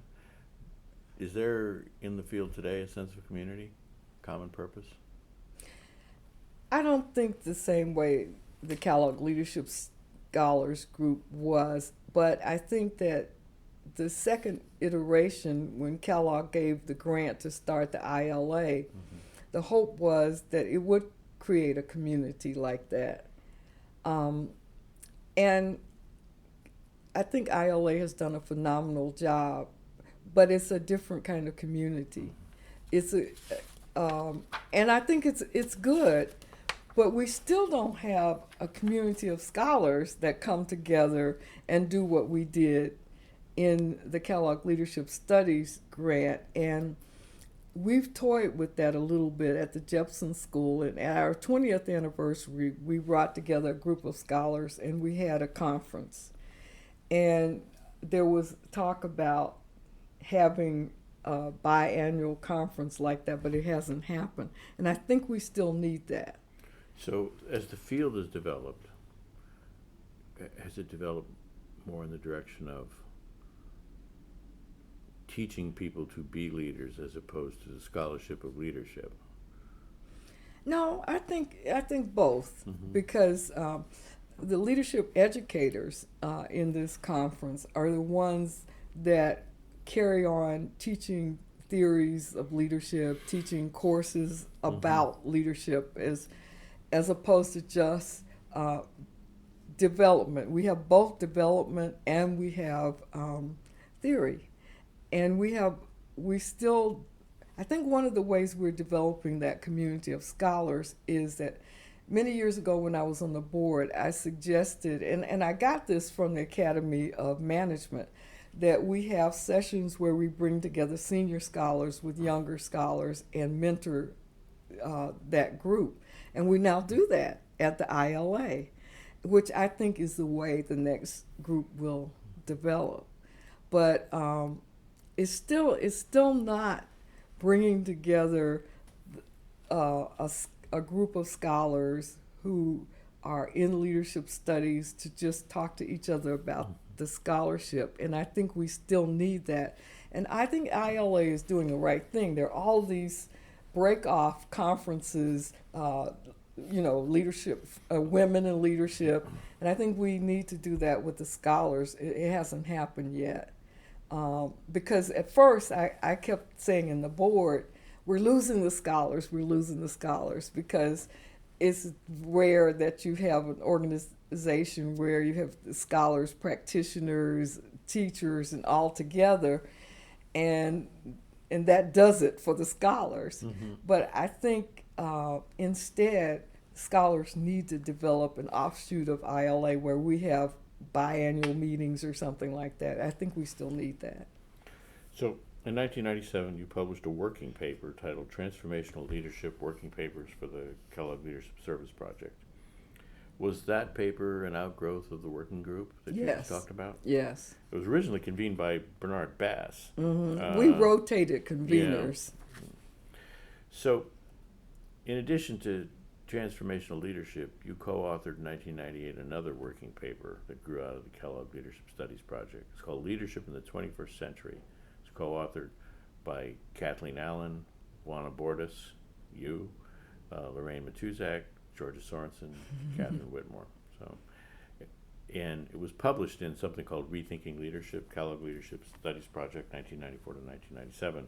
And I read your paper. I had to read the whole thing. So the co-authored paper.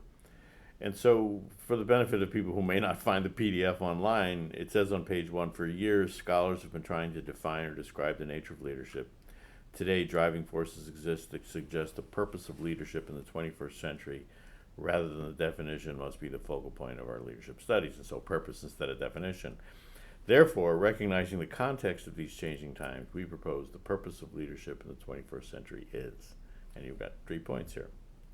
Number 1, to create a supportive environment where people can thrive, grow, and live in peace with one another.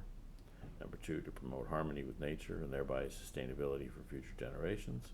And 3, to create communities of reciprocal care and shared responsibility, one where every person matters and each person's welfare and dignity is respected and supported. So, I mean, those are amazing points. I mean, when you switch from definition to purpose, and you're like putting points on the horizon and saying, here's where we're marching. But, or maybe there's the mountaintop up there that you use, and that's where we're going. But how did you and your co-authors arrive at a point where you wanted to explain leadership in the 21st century by purpose instead of definition. That must have been an interesting discussion. It was a big rebellion. It was a big rebellion within the Kellogg Leadership Studies Project. What happened is that we had all been participating in this project for a while, and we were getting sick and tired of the arguments about definition, about whether leadership has to have charisma, whether, these are important issues, but we were like, oh my God, we're sick of this. This is not what we want to see accomplished. And so they usually have these sessions set up where they had breakout groups and whatever. And one of those times when they had a breakout group and they had assigned us to go to different places, we just started heading toward each other. We just didn't go in the breakout group. We made our own group and we said, all right, we've had it. We want to talk about, and Lorraine, a whole group of us were part of this, and Georgia and I, because Georgia and I have been sitting in our little transforming leadership group looking at each other saying, no, we don't go for this. There are other forms of leadership other than focusing on the leader. We are not leader focused. That is just that's not where we want to be. And a whole group of us had come to the same conclusion. And when we moved together, we decided we were going to have to identify a place, come together, and write a paper about where we stood on this issue. And so we met in Santa Fe. Nice place to meet. What is one of my favorite artist places, Georgia O'Keeffe. Georgia O'Keeffe, yeah. Place, and we wrote this paper, and it reflected what we got out of the Kellogg Leadership Studies Project and where we thought things should be going. And Dick Kudo had a session at ILA on our paper two years ago, and he said, you know what, it still holds up. So that's kind of purpose driven. Create a supportive environment, promote harmony with nature, create communities of reciprocal care and shared responsibility. This was a group decision on to settle on these points. There must have been some others that came up for discussion. Oh yeah, we had a long discussion, and we came to that conclusion that these were the three areas that we wanted to develop in our paper. And it wasn't hard. We were very much of like mind. We didn't have a lot of argument. We just had a lot of discussion about how we wanted to form the paper and where we wanted to go. And, we farmed out some pieces of it and put it together. So the title of the paper, Leadership in the 21st Century, which you wrote the 20th century toward the end of it. So how do you think that leadership and leadership studies in the 21st century measures up against the purposes that you outlined in this paper? You had a vision.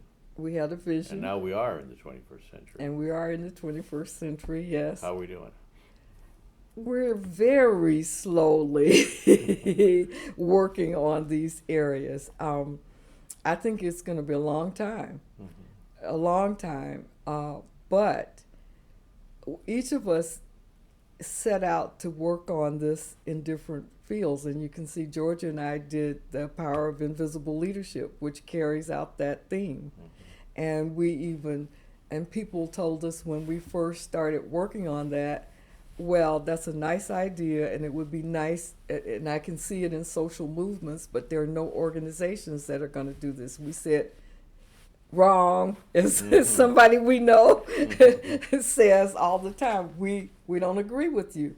And we set out to do research to prove that there are organizations coming around to this.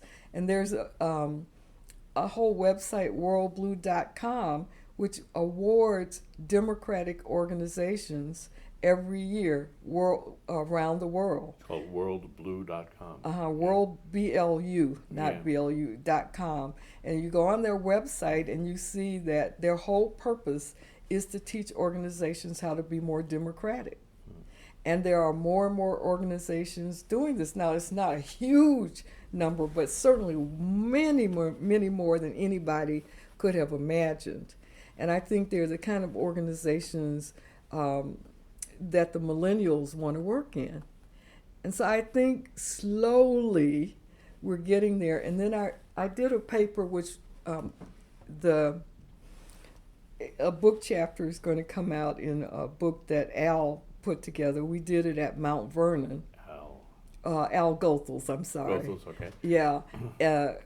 We did it at Mount Vernon, and I have a chapter in there on talking about fulfilling Jim McGregor Burns' idea about real intended change in the context that he doesn't believe in organizations. And I talk about that a little bit.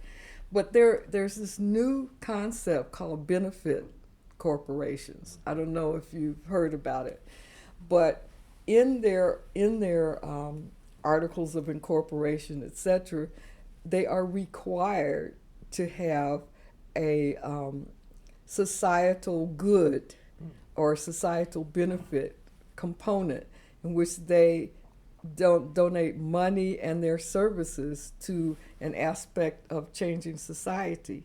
And this is something that was just unthought of and not heard of. And it came out of those organizations who were trying to do social responsibility, but sometimes were not able, the CEOs who really were dedicated to it could not always carry out the things they wanted. One example was Ben and Jerry's. Mm-hmm. When they got ready to sell their company, they wanted to choose a company to take over that was like them and serve their same purposes. And their stockholders said, well, no, this other company really is going to give us more money.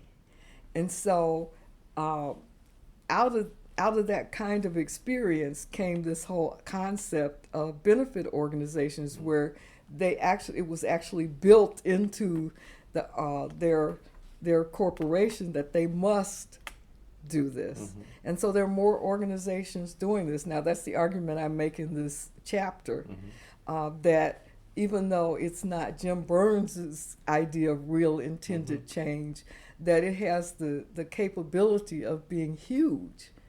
And so, no, not tons of organizations are doing it, but that's really encouraging.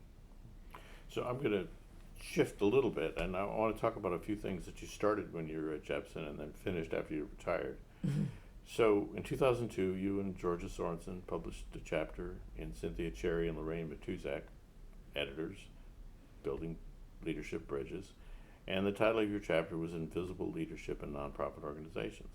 And then you published another piece on invisible leadership in 2004, and you and Georgia Sorensen co-authored The Power of Invisible Leadership, How a Compelling Common Purpose Inspires Exceptional Leadership. So, 2013.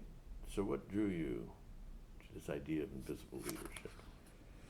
George and I were sitting in the Transforming Leadership group, and Bernie Bernie Bass and Jim Burns were arguing about whether you need charisma to be a good leader, and they were arguing about these elements, and we kept thinking these are theories where the leader transforms the follower, and actually it doesn't go the other way around as much. Well, Jim wanted it to go the other way around, but and Jim's theory actually had transforming each other in it, whereas Bernie's actually didn't. It was more the leader transforming the follower. But we thought, we have seen other forms of leadership where people bring their leadership to a common purpose, and we know that that is not represented in the literature or anywhere, and there are people who lead that way. So did you have personal experience in your lifetime So I that made you confident? oh, absolutely. Starting with the civil rights movement. And where what, for example? So, for example, the in the civil rights movement, I can't remember that anyone, as powerful as Martin Luther King was, he was not my reason for wanting to participate in the civil rights movement. My reason was the cause had charisma, as we say in our book. We were drawn to it Certainly because did. it was important. We knew it was important. We wanted to participate. And nobody stopped us because of age or factors like that. It didn't say, you can't lead. Nobody did that. And you could see people were so anxious to bring anything they could toward changing the cause. For example, my parents would pick up maids who were walking to work because they refused to take the bus and take them to work. I mean, people, just anything they had to bring to that cause, they brought to that cause.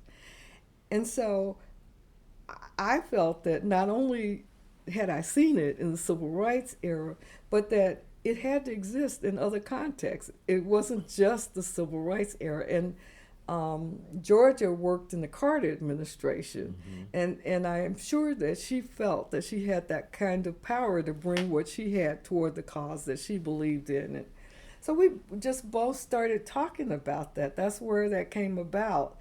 And I think somebody told us, that's not a book. You know? And Well, you showed them. and you can't find any organization. We actually presented it at the ILA, the idea, and the whole room was filled. So we knew from that. I mean, there was standing room, and everybody came to that session, and we knew from that it was an idea that had legs, you know. And we asked them for their input. And I said, shouldn't we call it something other than invisible leadership? No, we like that title, you know. And people actually interpreted that incorrectly for a long time because they thought that meant people who were never seen in the organization. But we were saying, like Mary Parker Follett, that the purpose was the invisible leader. We weren't talking about leaders who were not seen. We were talking about the real leader was the purpose. And she said that. So we were still talking about purpose-driven leadership here. Exactly. Yeah, right. So we've been on that a long time, and I think it's finally getting through to people. I was going to ask you why you partnered with Georgia Sorensen, but you just told me. So, Did I tell you about Jim putting us together? You did not. Okay. So Jim mentored us at the Jepson School, and the more I talked to Jim, the more he said, you have got to meet Georgia Sorensen. You two are so much alike. And I didn't know who Georgia Sorensen was, and he kept saying it. So finally, he made it happen. He had a panel at the Political Science Association.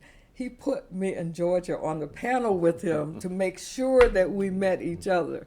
And so when I walked up to Georgia and Jim introduced us, we started talking, and we have never stopped. And she was at the University of Maryland then? Yes. And what Georgia told me that I didn't know is Jim did not do that. She said he wasn't a networker in the sense of putting people together. He brought people together for various projects, but she said that's the only time in all the years that she has known him that he ever said she should meet somebody. So that's how we met, and and he was right. He was just right. So that was really before the Kellogg Leadership Studies Project, because you were on that same working group. Yeah, right. So in 2000, you teamed with Ann Crichton Zoller, Zollar, Virginia Commonwealth University, to publish a chapter titled Leadership During Personal Crisis, in a volume edited by Barbara Kellerman and Lorraine Matuzak. And I mentioned this in the same context, that you're continuing to work on that subject in your retirement, which is probably isn't really a retirement, is it? It is. It really is. So we talked a little bit about what drew you to the topic, at least some of your own personal experience and encountering others. But why is this topic important in understanding leaders and leadership? And I'm not asking you to scoop your butt, but I mean, there must be something that you can say about why someone who is interested in the subject of leaders and leadership should care about this. In our presentation the other day, and I have a new partner who's working with me on this. Oh, by the way, Ann Creighton-Zoller is the woman who worked with me on the diversity article. So I met her at that point in time, and she's a sociologist. So later on, I asked her to work with me on this article. But anyway, but now you're also working with a clinical psychologist. Right. So Anne was no longer able to continue on the project because of health reasons. So now I'm working with a clinical psychologist. So that's the connection there with Anne. But I'm sorry, I forgot exactly what you asked. What I me. asked you was, why is the topic Okay. important for people who are interested in studying leaders or leadership? So in the presentation the other day that we made, we had a picture of Obama over the definition of personal crisis. And I remember very well that when he was president-elect, his grandmother died. And she helped raise him. And I remember him shedding one tear. And that's all the public ever saw of that particular personal crisis. And I thought, now what did he do with that? Because this is the person near and dear to his heart. He has to go on and develop a team. He's the first African American president. He has a lot of pressure, but there is no getting around the fact that his heart has to be hurting. So how does he deal with that? And, then I think about the fact that was a question that I had after my own experience of how I dealt with it and how do other leaders deal with this, because it truly affects your leadership, whether you want to believe that or not. It does affect it, whether you tell other people or not. You have to do something with yourself, and then your issue is, how does that affect the people on your team or people who work for you? And I also brought this topic up with a group of Kellogg fellows, and they were saying there's very little about what happens in a leader's personal life, the personal side of their lives, and this is an important part. One of the things Laura and I found out when we were looking for our group to survey is that we use Mechanical Turk. I don't know if Mechanical Turk. I don't know if you know about this. It's as Amazon product, but they have people who are willing to take surveys for a nominal fee, and you can. So we did a pre-survey where we made sure that people who were going to answer our survey, one, were in leadership roles, and two, had a personal crisis. And we were only going for 50 people in this first study, and so, but we put it out there, and 300 and some people identified as having been in a leadership role and having had a personal crisis. Now we wound up with 49 people finally answering the whole thing and qualifying. We had to eliminate a couple of people, so we had 52 and we wound up with 49. So this was an anonymous survey? Yes. And it was not random? It was, no. Okay. So, well, it was random in the sense that we don't know who's going to be in this Mechanical Turk group, right. But we had them narrow it down to only people who had been leaders and had a personal crisis, and then we sent the full survey to that group. But the fact that 300 and some people said that they had been in that situation, we know that it's a bigger issue than people ever talk about. And to know what other leaders who've been there advise, what they did and what they think others should do, is just helpful in and of itself. And we think that ultimately that should be a part of leadership development, that kind of knowledge. So we're going to have two other phases of this survey. Now that half of it was quantitative and half of it was qualitative. And then I crunched all the qualitative data and put it into software that you can now use to quantify it and that kind of thing. And then we're going to have a larger study, but it's all going to be quantitative this time, of leaders. So we'll have a bigger group to draw from. But then we also will do a study of employees, not employees who have had leaders that have had personal crisis, so we can see how it actually affected the employees, because most people we asked in this survey said they didn't have any idea how it affected people that they didn't tell about. That's a big problem. You should know.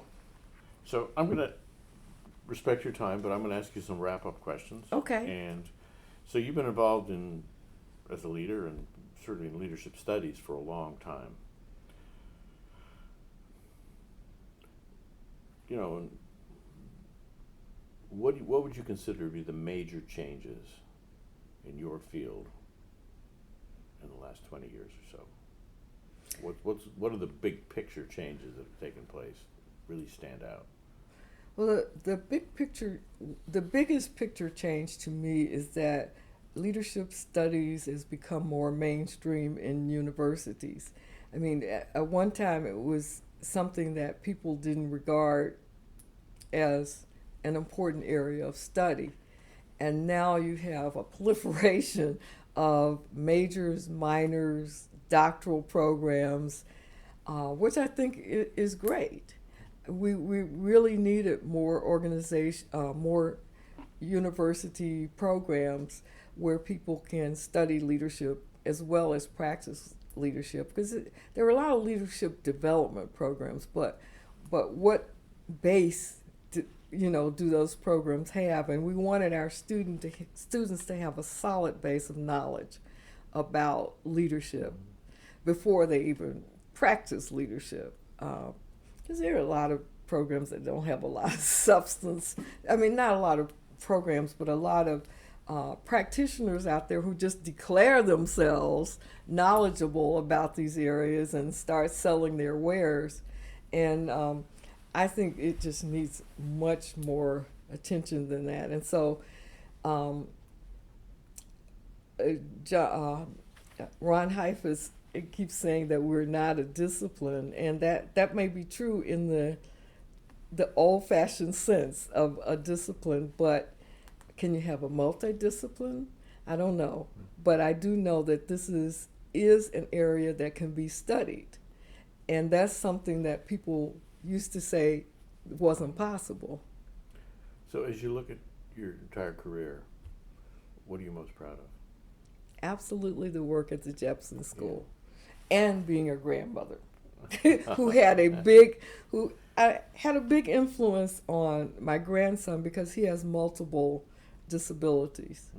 And the fact that my husband and I could bring resources to bear to help with that at a very young age is an important thing, I think. When he's in his late teens now? He is 26. Oh my goodness, I can't add my head, can I? Well, and he has Asperger's, bipolar, and ADHD, and yet he's functioning. He's living in a house with 3 other guys, and he got his first job, and he's taking those steps. That must be a really good feeling. It's a great feeling. It really is a great feeling. But also part of the matrix of personal crisis that informed your interest in that subject. Yeah, exactly. I mean, because he had a crisis too while I was doing all these other things. I mean, it was just started to be diagnosed when he was 3.5, and he was one of the early people diagnosed with Asperger's in this country. Do you consider yourself a work in progress? Always. I'm always a work in progress. And I think the thing that I keep experiencing over and over in my life is that I like to be on the cutting edge of things, but when you're on the cutting edge of things, people don't always understand what you're doing or why you're doing it. It's not so easy to get things published. When I first got out of the doctoral program and I tried to get this transformistic organizations idea published in the journals in public administration, they were like, this is very well written, but no. I mean, so. And it remains an unpublished paper, right? Well, it remains an unpublished paper. Yeah, it's been in working papers, Yeah. but part of it is in the Encyclopedia of Leadership. I did do a brief write-up on it in the Encyclopedia of Leadership, so it is in there. What would you like your legacy to be? I would like my legacy to be a couple things. One, she was always pushing the boundaries and trying to think of ideas that will make a difference in leadership studies and in people's lives. And I haven't, you notice that I don't have as many articles. That's because I purposely try to publish in areas that are going to be more widely read. I mean, I really respect academic journals, but we know that people who are going to practice and sometimes people who teach don't always go there. And I want to get those ideas out there in the general public. So I respect publishing, but I do a lot more books and book chapters than I do referee journals because I wanted to go out, be out there. Is there anything that I should have asked you that I didn't?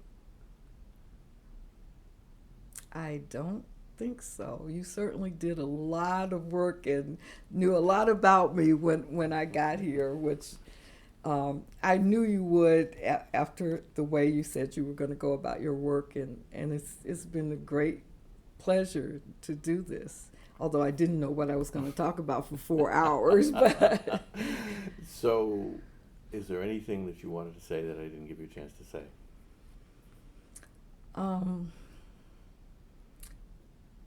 I guess no. Only the only thing I can think of is that I really hope I made a difference with my students because they're the ones that are going to carry this forward, everything that we do forward. And I get feedback from them that says I did, and I hope that it'll last. It's hard to know as a teacher, isn't it? It's hard to know. It's hard to know. But teaching really was your passion. Teaching was my passion. Thank you. Thank you very much. While the recorder's still on, I thank you on behalf of myself and the Tobias Center and the International Leadership Association for being really patient with me. And Thank you. You're welcome. So let's make sure that guy's off.